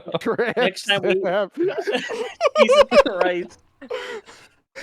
Next time we can gather enough CGL people for like a LAN or whatever, we'll do like the sporting stuff where we'll write like the XYBA names on our chest. Yeah, there you go. Hi, Mom. I hope you're not listening to this part. Hi, Dex's mom. We want you involved in this scenario. No! We can have you. Alex, let's get tattoos of XYBA right before the downfall of it. It needs downfall. Is this what our downfall is? It needs to be like matching tattoos somewhere on your body. Like just have them on the back of your arm, so it's like one person has the X, and then you just need 3 more people. Would you rather have the XY or the BA, Hippy? No, Headrammer, you get the X and the A. He gets the B and the Y. Oh, interesting. Okay. How are we making this one work? Oh, we're just going like horizontal. I see. Yeah. We have to interlock. Yeah. Interlock shields. Interlock corporate sponsorship. Corporate sponsorship, dear God. God. Oh God. Let me do a stream deck for that. What? We can get a custom XYBA stream deck. Oh yeah. Get a face Where's our jerseys, Alex? Where's our merch? Listen. Technically, I could 3D print an XYBA like Stream Deck like cover and just send it He'll to pay you you guys. $45 exactly for that. I mean, if you give me if I could find an already like made, or if you just give me the dimensions, I could just fucking make it. There's almost certainly a 3D model already for the faceplate stuff. I've seen people 3D print those things before. Yeah. Oh yeah, they have. Do you want it in pink? I can make it in pink. Hippy would love it in pink. The breast cancer awareness XYBA Stream Deck cover. If he says he doesn't want it in pink, literally just cancel him immediately for hating breast cancer. No, I'll make it in purple because I know he has a thing for purple because of Megatron.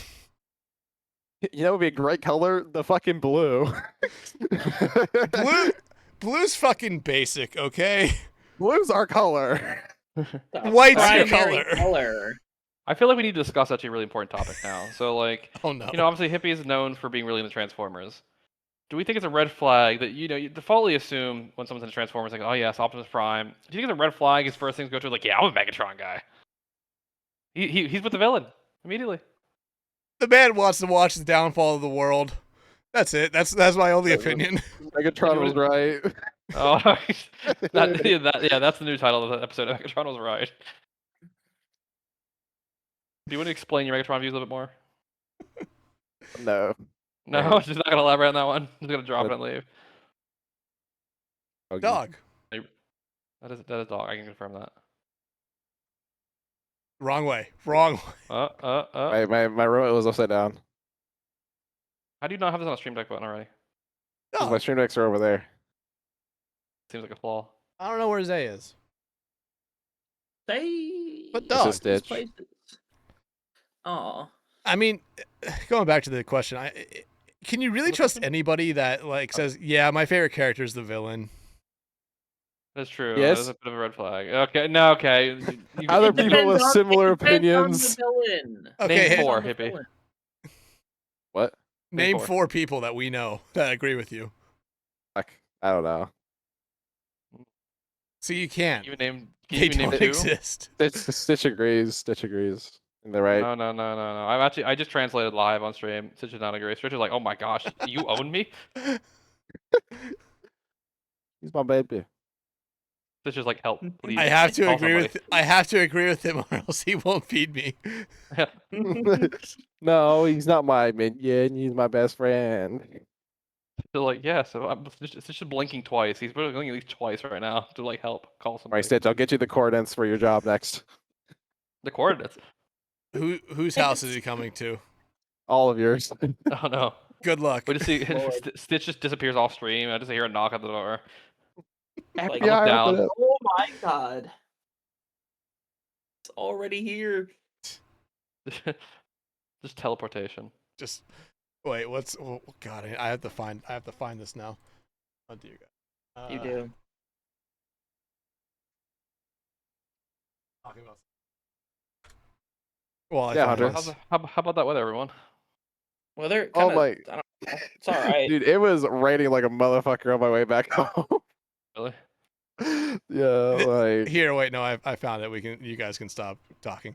This Yeah, is alright. this is just Stitch showing up to everyone's house. Uh-oh. Oh, this, yeah. I purposely have it muted. Right. he just got clobbered. Just Holy. fucking decked. This wizard thinks what? I think it's a Wizard with Guns sketch. Something about the death penalty. It's still almost Okay, Can we put that in the- reasonable. can we put that in the podcast? no. You can watch. You guys can look it up. Wizard with Guns has 2.1 million views. Oh my god. That's a lot. Wait, that's not the Harry Potter one, right? No. Harry Potter with guns is hilarious. That is very funny.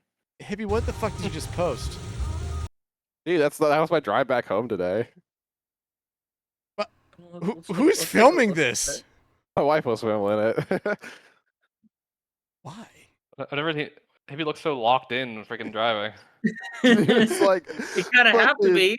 we were driving look. 35 miles an hour on the interstate, bro. Does anybody else think Hippy doesn't fit in this car? Fuck off. No. Here's the thing. For those who have not met Hippy, he's fucking tall. I'm not that tall. I'm not like Piers. Yeah, no, Piers is like what, 6'8", 6'6"? Here's a 6'8". Yeah.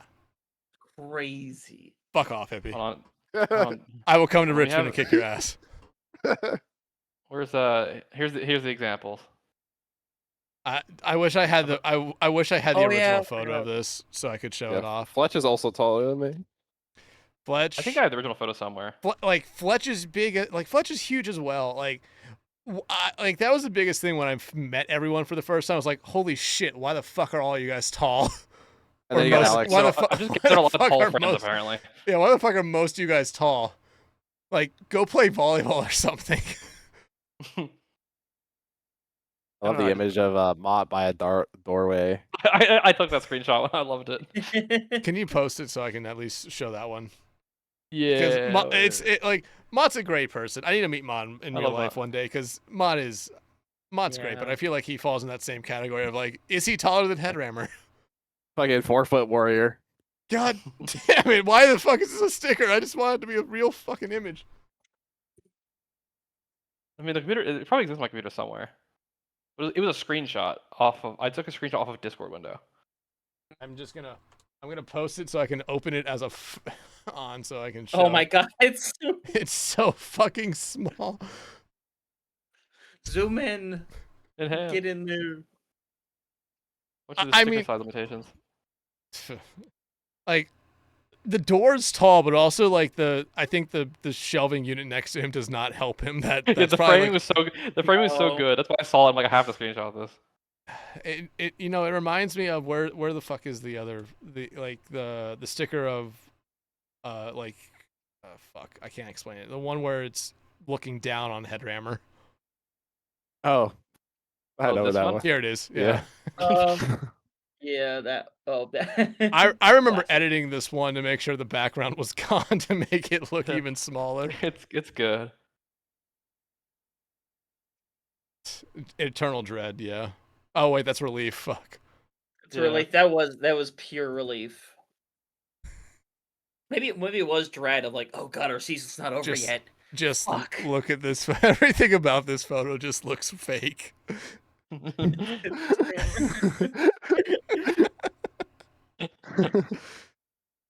I think barely having the shoes at the bottom really sells it.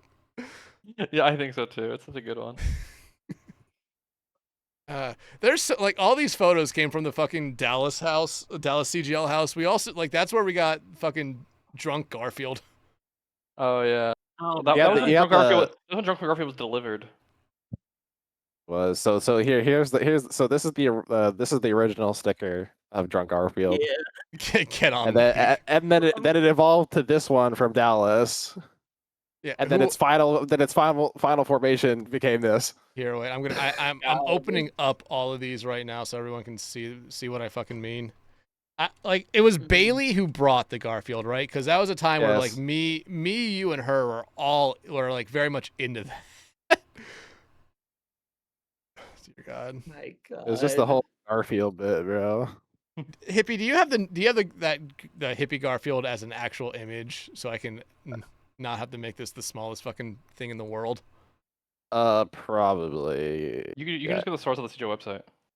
Oh yeah, you could rip it from Just the right site. click on Hippy's profile and hit like view a new tab or whatever. I remember taking this photo with my phone and thinking, yeah, this is funny. And now fucking 2 years later, it's like still living on, which is the surprising thing because normally It's most such of these a perfect photos, one. that fucking tall boy. Like this is There you one of go. my this is one of my emotes on my Twitch channel. Is it? Yeah. It's so good. I It replaced is. I replaced the Miller Lite with just the word drink. Drink. Oh, I Gosh. just realized it's the fucking XYBA logo. I was like, wait, why? What's with the C? Then I looked at it a little bit more. Yeah, then here's one on Hippy. What do you mean on Hippy? Oh my gosh. Oh yeah, that's. Oh, I yeah. also took this photo. Dear God, I think I can actually find that on my phone. Gosh, but I would love for another OWCS LAN in the States, bro. I Oh, know. You got God, World Cup, please. but World Both- Cup. both the same. Good That shit luck got with sold that. out instantly. yeah, I Expensive too. yeah. I fucking sat on that. I considering going on it too long. Yeah, Guys, we just all fly to China. on my way. No, Inbound. like the World Cup stuff is also just one of those things where it's like what, like a $300 ticket for something where I only care about the Overwatch stuff. Mm-hmm. Yeah, that's the thing. Dear God, Hard I'm trying to, find this photo. You know, just we saw that we one. know we'll just go to Korea in April in August instead. That's what we'll do. What's Korea in August? The top 16, like the Oh. real fires. Okay. Dear God, what year was this? Yeah, it just only requires a ticket to Korea. Yeah, XYBA, yeah. what's Those in are Korea? pretty cheap nowadays. Just get MI Blizzard on board and he's in. Blizzard, Okay. take us to Korea. Speak Korean for us, thank you. Okay, never mind. I don't have the original photo, but I do have more photos of Garfield from. Alex was making a business expense. There you go. We gotta bring Taxable. we gotta bring the merch. Yeah, come try to sell our merch at the World Cup thing. Like, hey. Hey, you want a CGL jersey? You're Apparently Mega's spying on us because she just sent me a message saying, "Why is the current preview just the photo of Mott looking short?" Because I just said reasons. watch the podcast. Watch the dumbass. podcast. yeah, just send a link to the current episode. Jeez. When are we getting merch decks? When's that coming around? I don't like they're. I'm making keychains on my 3D printer right now, and if I ever go to like another event, I will just hand out random keychains. You can just hand it the Garfield emote, honestly. I'm good. No, fuck. Mega just said We have a licensing fee. I'm gonna join and start saying bad shit. That's all that Mega said. Here, we can wait. We can talk about Mega remotely here. Where's the Mega ones? We can do this one. Wait, Headrammer, did you see the photos that came from last week's episode? No. Actually, no. Sorry. Yes, I did. She put you in Tamagotchi. I saw that. Mega actually DM'd it to me because I wasn't really sure what it was at first. Yeah, like I got a random DM from her, like before I went to bed, and she just said, "Hey, do you have the head Jesus photo?" I was like, "Yeah, I probably do on my work laptop." Yeah, a bunch of things came from that stuff. Like, a bunch of things came from Dallas. But some different things came from like my one trip I went on with my cousin, or whatever. Where I sent the pistachio photo. And the fucking pistachio! Yeah, I put it on broadcast and started moving it around. I love it how every now and again I just bring up that joke where you're the pistachio cult leader. Yeah. And you have and we have to remind you of what that was. Because I think when you came on the podcast, when you were the guest, I said leader of a cult. I was like, wait, what? And you were very confused. Yeah, like I remember. I think I sent the photo to some people, or whatever, and then like I had to tune in to see the broadcast. I'm like, wait, that's me. And then, of course, there was the Dex Ballin thing as well. That I think technically that's still on every SPCS stream. It is, bro. I think it is, yeah. But which is funny because it's starting the CGL thing for the Saturday Night Overwatch stuff. I had no part in it as well. Hippy just fucking took it one day and put it on. Yeah, this shit gassed. Like I don't even like. Did you ask me for a GIF of it, or did you just fucking take it yourself? I think there's communication with that. I'm pretty sure I remember it being planned. I was the only one not in the loop, and I'm the one. God, that was so fun. Those were the times, bro. Okay, we bring them back next season. We talked about doing it this season. We just didn't do it because I think we just never got around to it. Yeah, like. Yeah. I think it was also hard to do it because just scheduling stuff, especially this season, was rough with everybody, whether it be casters, observers, producers, all that stuff. But with SNO and FNO, because you had on, different days every season. What the fuck? It's like one season. It was on FNO. It was 2 seasons. Different seasons. It was FNO one, SNO the other.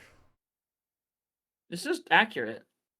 It's historically been FNO way more than SNO, just because historically it used to exist before. Yeah. CGL before season 16 does not exist to me. Dang. You were around before season 16, were you not? I think season 16 or season 15 was my first one. I swear you've been here since like season like 13 or 14. There's like no way. I It's don't been a while. I don't remember. Actually, we have the data. Yeah. to back Yeah, we this up. actually, Wait, I can- have I can statistics check for this. I can just check my fucking It won't Wikipedia. check- Oh, you're a big fat liar. I just You don't are. remember. It won't accurately like depict like maybe your real first one, but it will give us pretty close idea. I can Oh, you have just stuff from season 12 too. season 11. Season 11. My Yeah, bad, okay? season 11. Why the fuck? Not even I have season 11.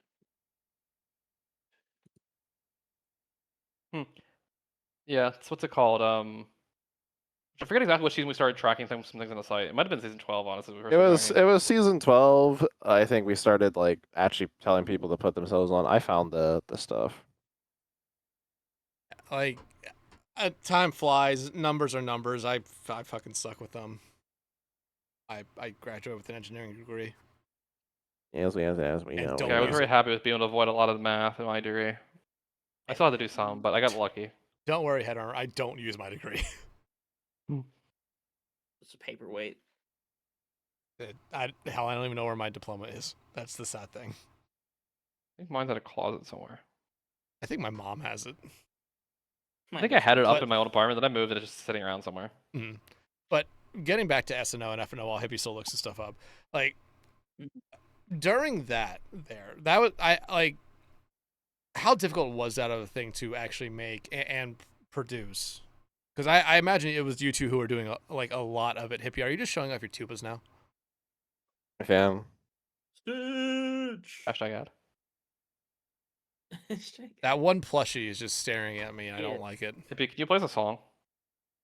Not at this hour. What if you put in like the muffle wait. thing into it? Yeah, can we get an official XYBA soundtrack? Wait, Yeah, can, the- you- get our The jingle? official- can I get you to like do the VeggieTales intro song? Wah, wah, wah, wah, wah, wah, wah, wah. If you liked, I'll sing it if you play the tuba for it. I'm good. No, dang. You can wake up your Okay, we wife. can do it another time. She'll Why do find you it have a second funny. chair beside you? Why is it like why is there a therapy chair there?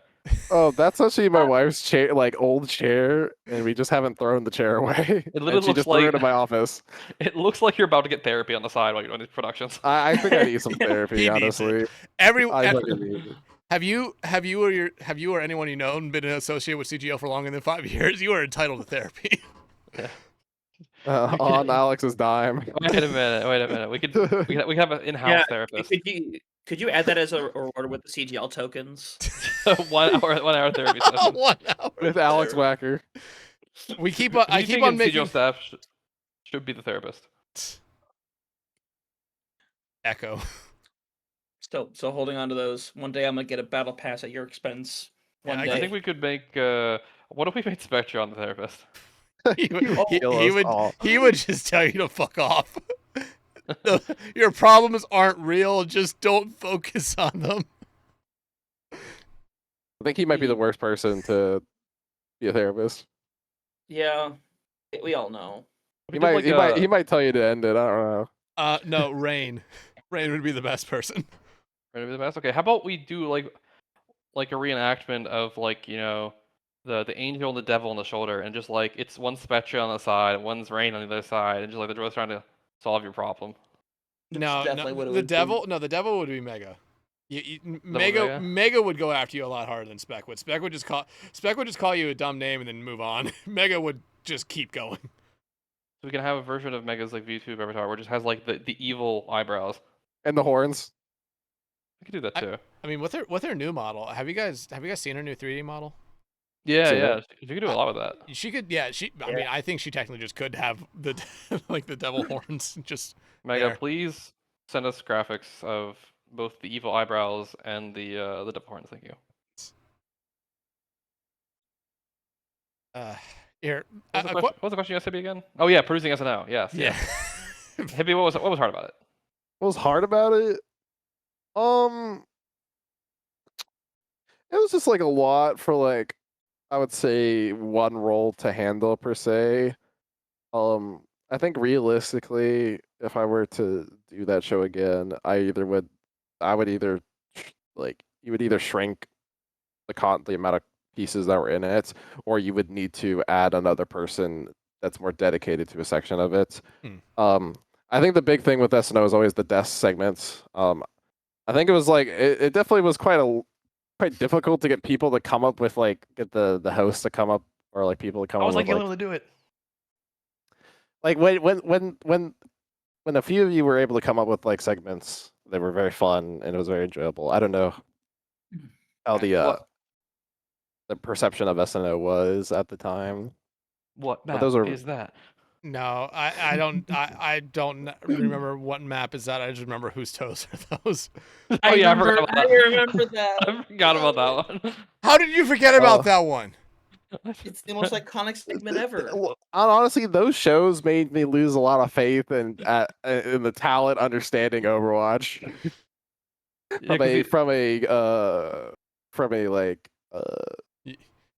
you could talk storytelling and visual perspective.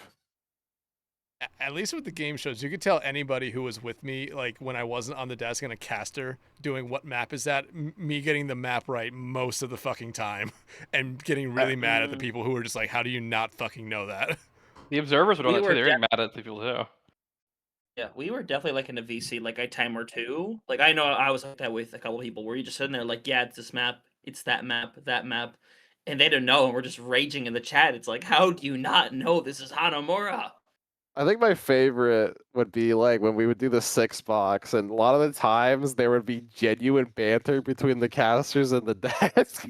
Like they would be at opposition of each other a lot of times. It was mainly because it was like they did the predictions before we did the 6-box, and then if like the sides were different, they'd be like, "What is wrong with you?" I had such a hard time figuring out like how hard to make the what map is that things, because like there'd be certain ones where like have someone who just like nails every single one of them, and certain ones like, man, I gotta spoon feed these ones but not make it too obvious. I remember one of the times where I was actually the person who got like pissed at everyone there, because I think it was like map type things. I really went off on the fact that I liked Assault. And that it wasn't bad, and I just needed to tell everyone to shut up and let me speak about this map type, please. We did have one of those like defend type segment things, like hot. I think it was a hot take segment. I think hot takes. Oh yeah, man. hot takes were fun. I remember that well. I remember hot takes well because I gave one to Spec that was like any meta where Tracer is in it is objectively bad, and he had to defend it as a Tracer main. I remember that was funny. I forget what I had to defend. I don't remember. I forget. I don't remember what I had to It's a defend. good thing. It's a good thing there are VODs. No, that's a lot of work. Yeah, honestly, any bot disagrees with me. You mean all of them? All of them. You're just gone. Oh, great. So this bot's again disagree. Shit. Well, there's gonna be a cease and desist order coming to your house. Your dog is really excited at something out the window right now. Oh, that's the forces are on the way. It just fucking locked in. No, he's prepared to come after y'all. That's okay. He's scouting. He's scouting ahead. he's doing. He's scouting, bro. Getting the. He's fight planning right now. He heard Dex talk about 2 CP. He's just looking out the window like, nah, we gotta get rid of this guy. It's all or nothing, dog. Hey. Just because you can't defend for 1 minute on Assault doesn't mean it's a bad game mode. You're just bad at the game. I don't know. I think the pro players. My 2CP thing was like I thought the highs were really high, but the lows were really freaking low, and the lows happen more often than the highs. Well, at least it ended fast then. I mean, because other maps where it's very low, you still have to play 10 or 15 minutes of it. Which ones are those? Long, drawn-out push maps.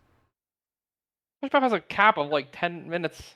I know. The longest. I would be surprised how common a 15-minute push map would be. My bad. Hybrid maps. Long, drawn-out hybrid maps.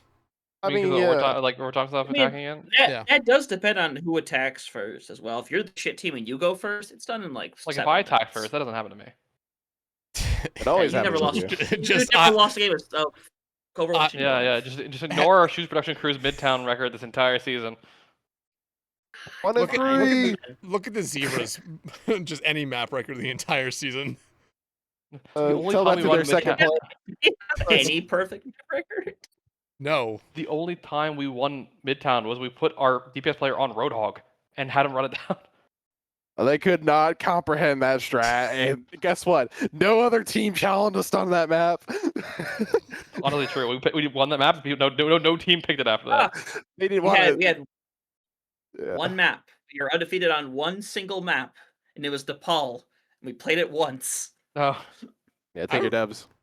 I remember I was I know always the for- one that kind of suggested, hey, let's just play Nepal. Everyone's gonna go to fucking Lijiang. Let's play Nepal. But no. fair, honestly. Honestly, until the grand finals, our team was completely undefeated on push the entire season. Was push map 5? Oh wait, no, you guys didn't. Did you guys go map 5? We went to map 7 in grand finals. Oh, 7. Yeah. And no, it wasn't the last one. God, if we played Servasa 8 times, Jesus. No shit. What was our most played map? Let's find out. We won it more often than not. Yeah, I was gonna say It's crazy. we won it on fucking Cat Reinhardt, dude. Yeah, we did. It's the only time Marsupials I think lost Lijiang's a our map. most. Yeah. Actually, our map we won the most was Servasa. We played it 7 times and won it 6 of them. Oric's damn. best map right there. Yep. Kings Row we were 5-1 on. I know we weren't. We were actually we were undefeated on Lijiang. We were undefeated on Lijiang, Esperanza. Hold on, let me do win percentage here. We were undefeated on Lijiang, Esperanza, Atlas, Oasis, Ilios, Circuit Royale, New Queen Street, Runasapi, Hollywood, Blizzard World, Samoa. Admittedly, a few of the last ones we only played one time. Okay. Here. Well, I don't want to get away from this. I do have one more question before we get to our normal kind of wrap-up questions here.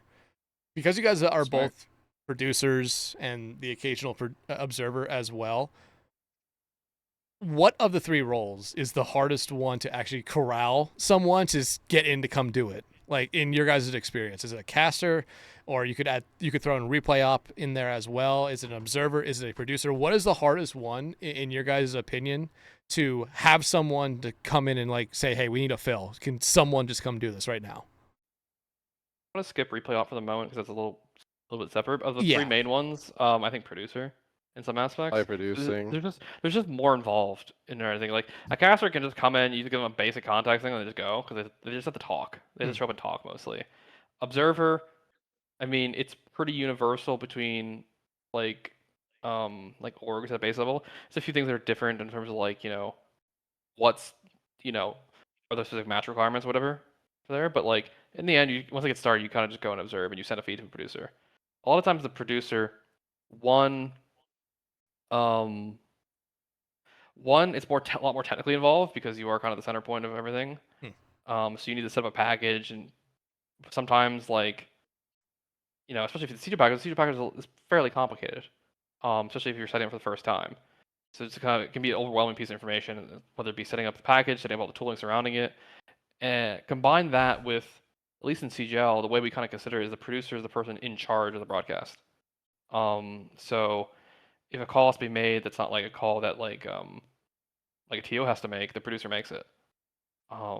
Realistically, so they're kind of in charge of the broadcast, so they have to corral all the people. Like if there's if someone no shows on observer or caster, the producer is the person that tries to like replace them by like picking for the roles. If they're the one that kind of like directs the observer to do what they need them to do, the one that directs the casters to do what they need them to do. So it's just like inherently a more technical role. They do more things, and it's, at least here it's considered to be more of a role of authority kind of thing. So it's harder to just drop in. Any comment on that one, Hippy? Yeah, I'd agree. And out of the tier, I can actually tier the roles of like what would be easier to get people into. I would say, funny enough, I think the easiest role to get someone into is replay, because it is like, it's hard to explain. I like the technical know-how of like replay is a lot smaller than even like observing and in producing. Because most times when you are replay op, you'll just get like, I mean, if you're getting like asked to replay op, they'll probably send you the setup or some sorts, and it's like pretty plug and play. They'll kind of tell you how to do it their way. And then like I would say like I don't know, it's like the entry of learning to replay op is a lot smaller than the other roles because you don't need to know, you don't even need to know the game as well. You don't even need to know the program as well as much as well. It's just like understanding what the buttons do and like communication with like the individual basically. You do need a license as well for it though. You need a license. So there is a financial barrier in that case too, because generally replay is done with VMIX. So you do need a VMIX license to do it the way most people want. I mean, for example, like the OWCS replay op is Nate, who was an observer in previous years, who just kind of got thrown on VMIX replays and has been doing it since. And I did like a show with him, or like a USA show with him, and you know he doesn't have like the craziest technical know-how of VMIX, but at least he knows like how to actually like do what he needs to do for the case with the producer and stuff. And then it goes, I would say, observer, because I think the technical know-how isn't as high as producing, and I also think more of the personality and social aspect is like a lot more difficult than what observing has in terms of the entry role. So then it would go caster than producer. That's kind of how I kind of tier it. You think it's harder to get casters in than observers? I think so. Because I think so. Because there's like you got to get someone that's like comfortable on camera, like on camera, or like comfortable with their voice going somewhere at least. I get what you're going for. I don't know if I fully agree with that one because I feel like what I see caster is the most common role people try to get into initially. Both because it has way lower requirements to get into in terms of like hardware requirements. Because you can just you can realistically you can start out casting with even without a camera and put some PNG up for yourself. You don't need a camera; it's preferred. You also don't need a fancy microphone. You can just use your headset for the entire time, and it is also the most exposed to role that the public is. You know, the casters are the face of the broadcast. So you have people that like both see that and are aware of that being a role more than they are what behind the scenes is, and say like, oh, I would like to be that kind of thing. But people also like people to know them, kind of thing like that. It's like in some aspects the role with like the most like quote unquote fame for it because of like they are the most exposed one. So I think it's the easiest one to get into for that case, and it's the most common one people get into to start with because of that. That's the way I would lean it to. Whereas the other ones, like observer, it's more chill behind the scenes. People don't really understand as much what it does exactly. But they also all the other roles, especially all the production roles, require more hardware requirements. That's one of the reasons that additionally I think the producer role is one of the harder ones as well because you need actually a bit hardware to run some of the things. Like some people's hardware can't run the CDO package at all. Some people's games and internet isn't good enough to set up SRT feed for an observer. Play stably. So, yeah. Yeah, I see what you mean. Yeah. Yeah. I mean, no, I can't, like, going back to what Headrammer said, especially with casters getting into it, like, and not having cameras or not necessarily wanting to use a camera. Like, I've talked about it a couple times on the podcast where it's like when I first got in, A dog's there. Say the same thing. Wolf, buddy. But when I first got into the casting, and I think Hippy was there for some of it, especially with the Peaches, is like if the other caster did not have a webcam, I was perfectly fine not using mine.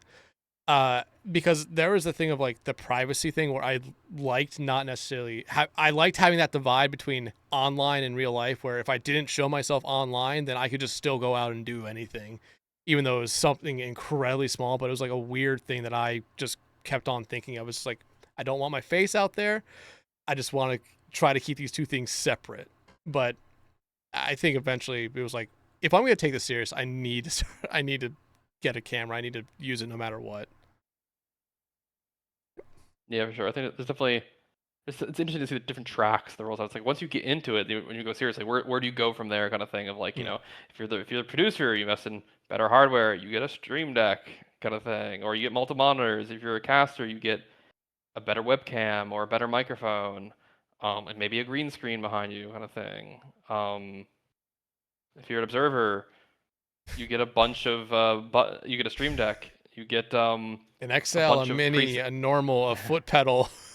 You get a bunch of preset camera shots, kind of thing, and maybe better hardware as well. So it's like it's all interesting to see those tracks. Yeah. Fuck. We are. Holy shit, Hunter. Ask your question. We are. Oh my god, I've lost track of time. Yeah, you sure did. I was like, man, he sure letting this run long. Yeah. Ask your question. Yeah. Hunter.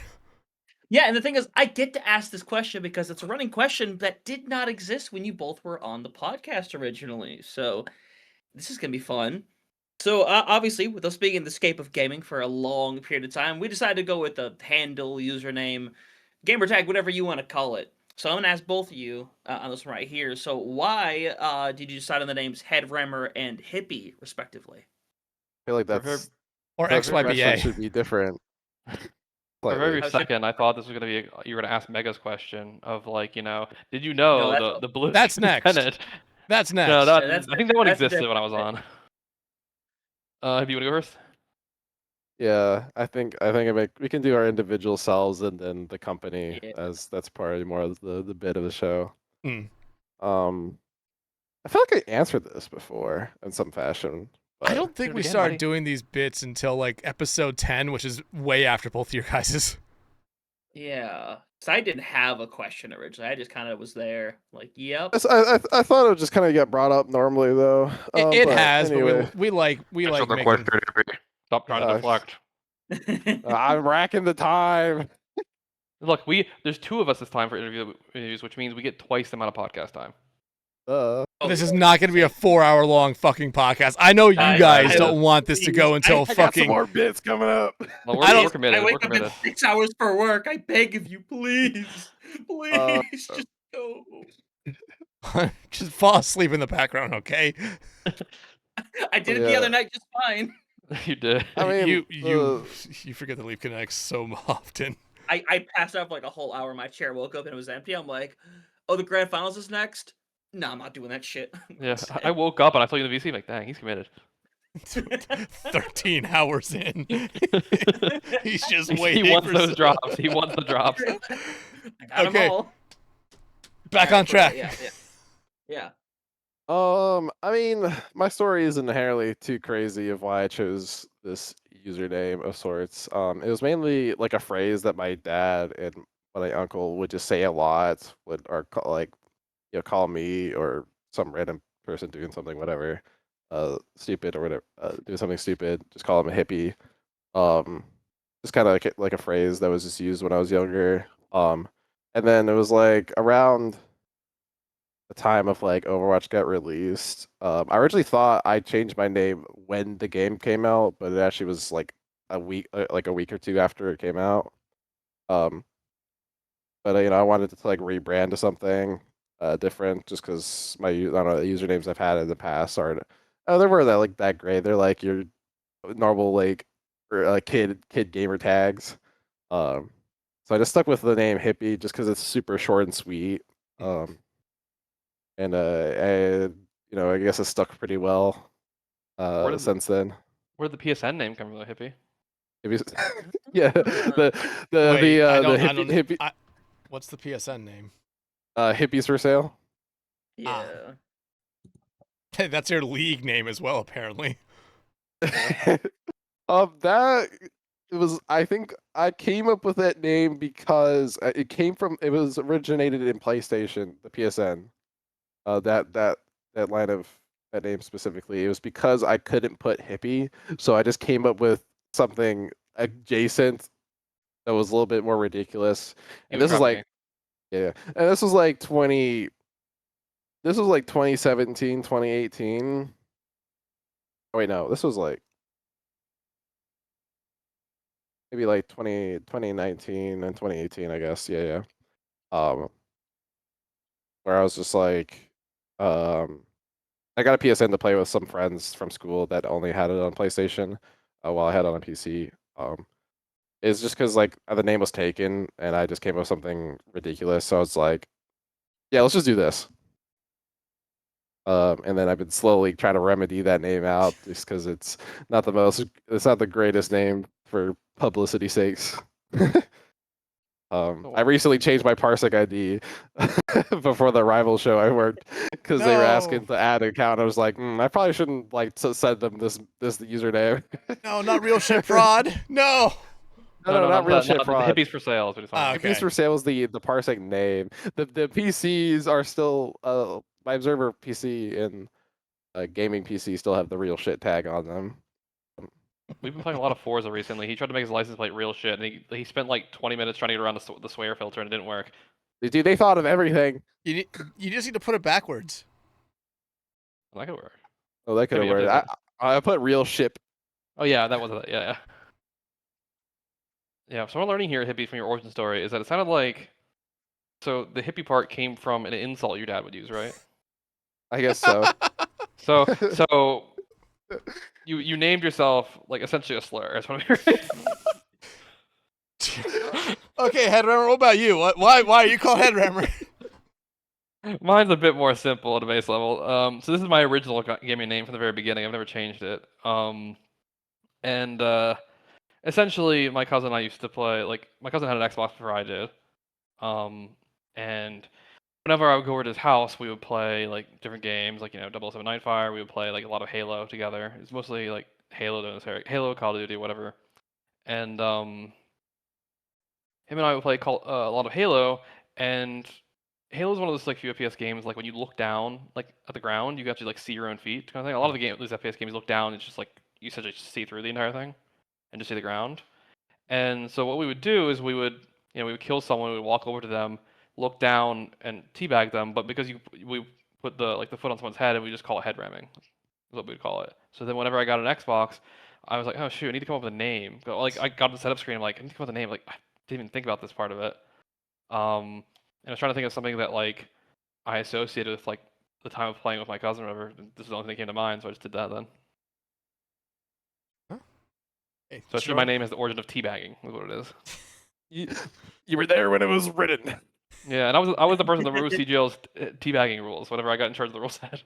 Because CGL used to be, like, not allowed teabagging at all. It was pretty anti-teabagging. Yeah, Hunter would have been kicked off. Hunter would have been banned really fast this season.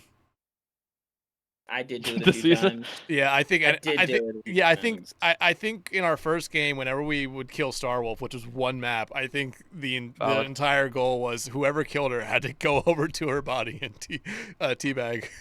Honestly, it's a pretty valid rule. Somebody sends Starwolf this podcast, be like, look, Starwolf, we're gonna need you on the pod and have you react to this statement. Hey, if Starwolf wants to come on the podcast, it makes it easier on me and Hunter finding a guest. God. Okay, but the last question now, before we... The first of the last 4-part question. Dear God, we're not going that long. What about the company name? Oh yeah, we did. Yeah, actually, no, yeah, fucking company name. Why XYBA? Why XYBA? Let's make this the longest episode. It better. Yeah, I'm trying to... Well, before I get to this one, I forget, we went through a few different original names, right? What was some of those original names we were talking about? Oh... Please tell me you guys have, like, concept logos for some of these original names. We don't have any concept logos at all. Damn. For the other ones over there. We got this logo thing right when we had solidified the name on first. We were talking about different things before. There was one that was like shoot something. Oh, Stick Drift was one. Stick Drift. Oh yeah, we did think about calling one Stick Drift Productions like that at one point. That's a team name on Rivals, by the way. There's a team that's literally called Stick Drift. Isn't there a domain name? Isn't there another one called Yeah We Lost? Yeah, there is. Yeah, I saw that. Yeah. We did this thing at Stick Drift at one point. Oh, we also thought of calling ourselves Prod R at one point. I'm gonna be honest with you. That was almost the name of this podcast. Really? Yeah, it was gonna be called Prod R. Actually, for a little bit there, because I wasn't fully sure if it was the direction we were going. That one was actually a little bit higher up on my list initially. I think I actually bought the domain name prodr.com at one point, just to hold on to it. There might have been like one other one, but those are kind of the ones we were cycling through originally. Yeah, and like Um, the funny thing too is the name that we landed on was like the moment that like it kind of ticked in Alex's like head that like he actually did want to do it too. After he started thinking about the name, I think you can go over that honestly. Quick yeah, side, we were quick trying to think of sidebar some real quick. name. Sorry. I looked up prodr.com. This is Yeah. it. What is that? Oh no, sorry, I do remember that. I think I bought prodr.gg is what it was. Yeah. You're right. You're right. I do remember looking at this web page. I don't. I think I didn't renew it now. It's been a year. It's Hurry, been a year Jack, past buy this it. point. Buy it Yeah. while you can. Hurry. Wait, where's our website? I'm not. The fucking- .gd domains are actually slightly annoyingly expensive. Yeah. I'm not buying a website. Fuck that. For this podcast, it's not big enough. It doesn't need a podcast. Contract XYBA for that deliverable. But no, when it came to XYBA, like essentially we were trying to find a name that like felt like a few things. One, like we wanted something in the world of, well, generally being kind of ish what we do, but also like having some kind of callback to like our CGL, our console roots, because essentially we're spitting this out of CGL. So that's why, like in some aspects, you know, so we saw the stick drift name at one point, where it was like obviously like controller and that kind of thing. Then ProdR was also more in the direction of like well, just productions, just like production lingo kind of thing. Then XYBA was like, well, I think it was a callback still to the controller thing again. It was just the buttons on an Xbox controller kind of thing, because like also the CGL logo and kind of brand image has like those the D-pad. Yeah, has the D-pad stuff in there, and also certain parts of our artwork as well. Background things that has the XYBA stuff on them as well. So we tried to look for some in that area. I was like, well, what if we just did something like that? Almost as if like we're doing a third-by-two controller plus like some kind of almost like cheat code type thing you might plug in. And then it just became XYD Productions. It was like the combination of the two. And we're like, huh, you know, this might work. And also another thing also what's really hard with names too is like you both need to find a name you like, but then also find one that's also available. Available is really hard, especially when it comes to domain names. Yeah. Yeah. My parents know a little bit about that. Let me ask this, because I feel like this is like it's along with the XYBA thing. Do you guys care when people just pronounce it as a word, as like Ziba or Zyba? A little. Mostly because I think it sounds stupid. It annoys me a little bit, just because like it only annoyed me when it got to the point where someone genuinely thought that's what it was, the pronunciation. Like people would call it out to like, let's say that company name, like to other people, and then when they, you know, say that name to us and like, you know, I correct them, they just like were kind of baffled by it. It's like, yeah. I think as long as it's like a bit, I'm fine with it. But once it starts like actually like leaking into like that's what people think it actually is, that's when I kind of get a little annoyed, and that's why I kind of maybe stray from people like saying it in general, or at least from publicly. I always make. Oh, sorry. Now you're good. No, I was gonna say. I will say, I love what you did with the logo though for the Diamond team. I thought it was a really. I really liked what you did with the logo. Thank you. Did I post the one where I like also just added an R and an S to it? I don't know. I'm not sure. Is it the sticker? Because I did make a sticker for it. I don't. God damn it! I have to find the server. Yeah, no, I did. Yeah, it's in the sticker. Oh my god.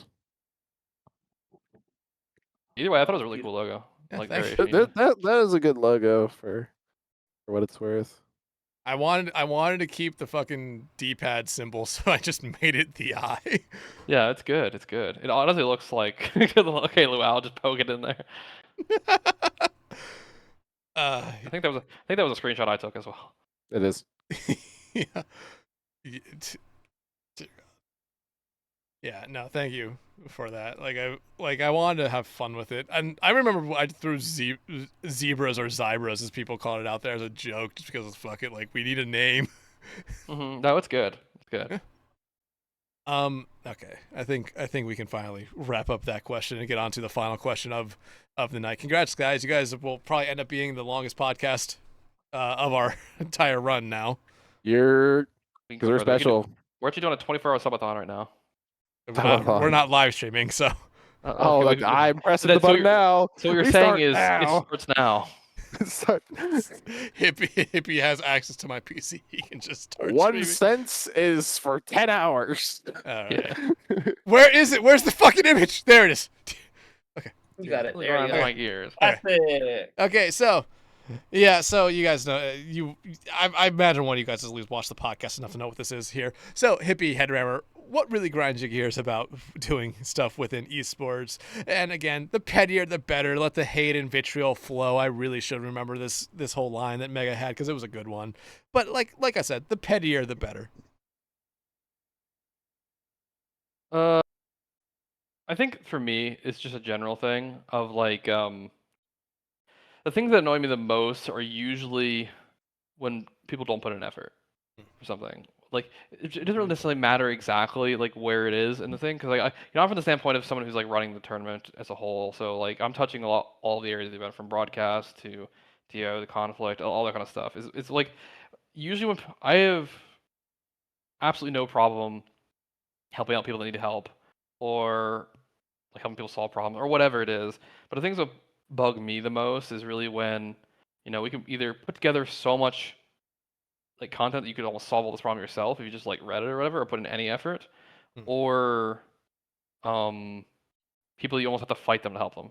Because some people like you guys watch the questions channel. It's interesting. There's some shenanigans that happens there sometimes where like there's some people you're like almost having to beg them to give you information so you can help them. Because the last like oh so why do you need that? Well I don't want to give you that. It's like just give me the stuff we could solve the problem in 2 seconds kind of thing. Or like there's situations where like I have this general philosophy too, whether it be the technical side of broadcast or even the things like look, I try to keep the same philosophy in my life. Like before I ask a question, usually, unless it's just like real time in the moment kind of thing, before I go to someone else for help, I try to at least be in a situation where I have tried to look up the answer on my own. I've tried to debug it a little on my own. And that way I can then come to this person and be like, hey, look, I'm trying to solve I'm having this problem. I've tried these things. It's not working, etc. Can I have some help? And people are so much more willing to help in those situations versus people that didn't even try. A lot of things now are just like people just like ask for help immediately without even trying. And I'd rather people ask for help than not at all. But it's like, come on, put in a little bit of effort.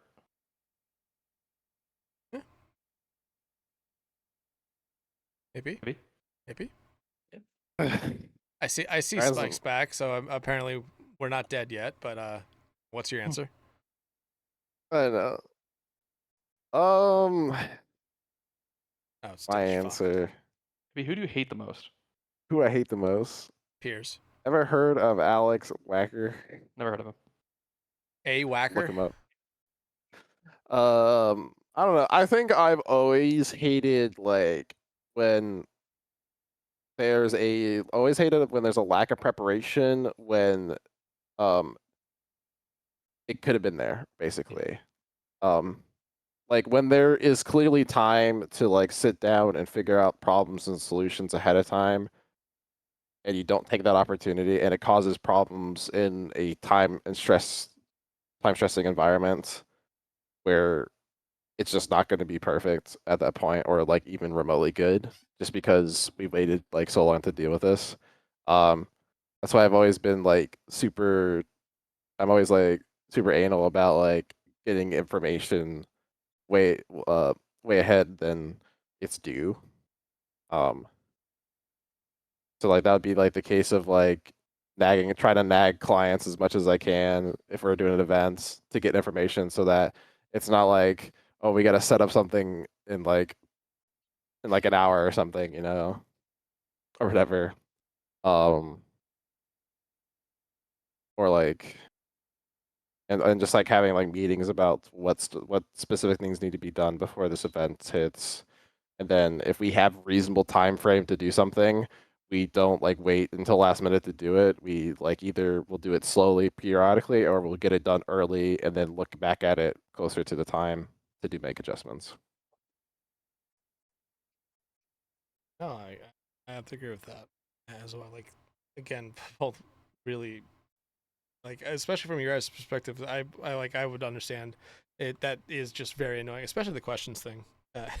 And like, it's just the thing, like, why don't just fucking tell me? Like you said, just tell me everything, please. You're asking a goddamn question. Don't be so secretive about it. Yeah, and I can understand the situations where people like sometimes people come to the questions channel and they ask the question very poorly because they don't understand the proper way to ask the question, which is perfectly fine. I mean, Yeah. I'm coming from the standpoint of someone who knows everything with it, whether it be like, the tournament's mine, I know the rule set in and out. I've written the website myself, so like I know absolutely everything with how it all works. And so I know the right terminology to use for all of it, how to describe it. But I can understand someone coming with questions and not knowing exactly how to ask the question because they just know their problem is that like they can't do something they're trying to do.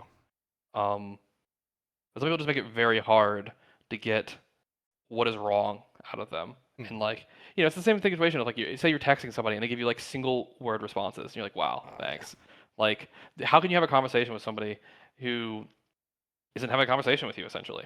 Like, like it'll be one of those things of like, I used to have this happen when I used to run a web hosting company on the side at one point in the past, and I would get people to open support tickets for saying, and the support ticket, the first word in the ticket is, it doesn't work. And you're like, okay, What doesn't work? what doesn't work? What are you trying to do? What happens when you try to do it? Does it say anything? Like, et cetera, et cetera, et cetera. And then like, then they'll reply and they'll answer one of your like 4 questions, and then it's like a poor response and like try to add or like, okay, go. Like, you're literally having to like fight for every little piece of information they got it. Whereas they just gave you the information, it like you could solve this so quickly. It's usually such a simple problem half the time. Like we've seen every variation of almost every problem they have. Rarely does someone come into the questions channel and it's something a brand new unique situation. You hear that, everyone? CGL, bring new shit right now.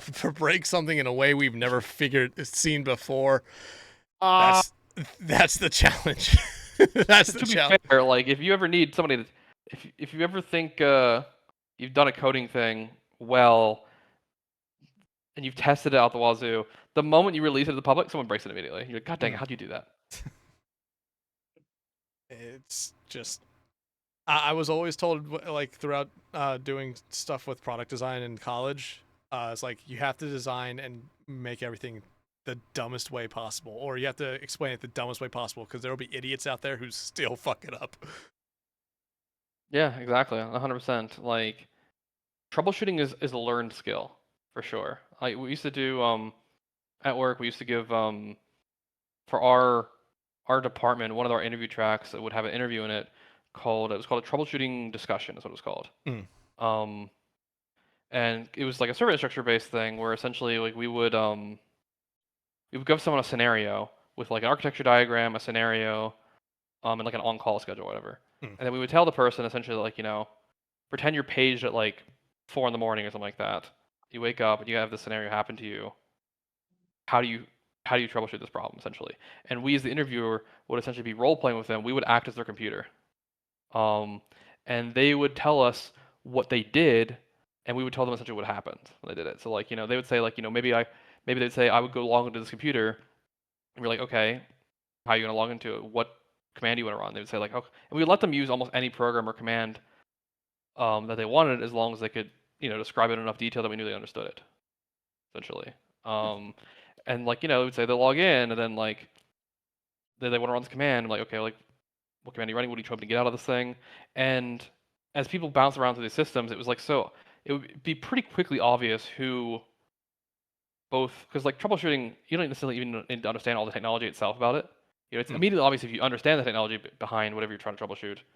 But it's also immediately obvious then, like another step down, it's like maybe this person doesn't understand the technology at all that we're trying to interview them on, but like we can see based on the mental path they're taking, they understand how to troubleshoot and like cross out things from like the path of being wrong.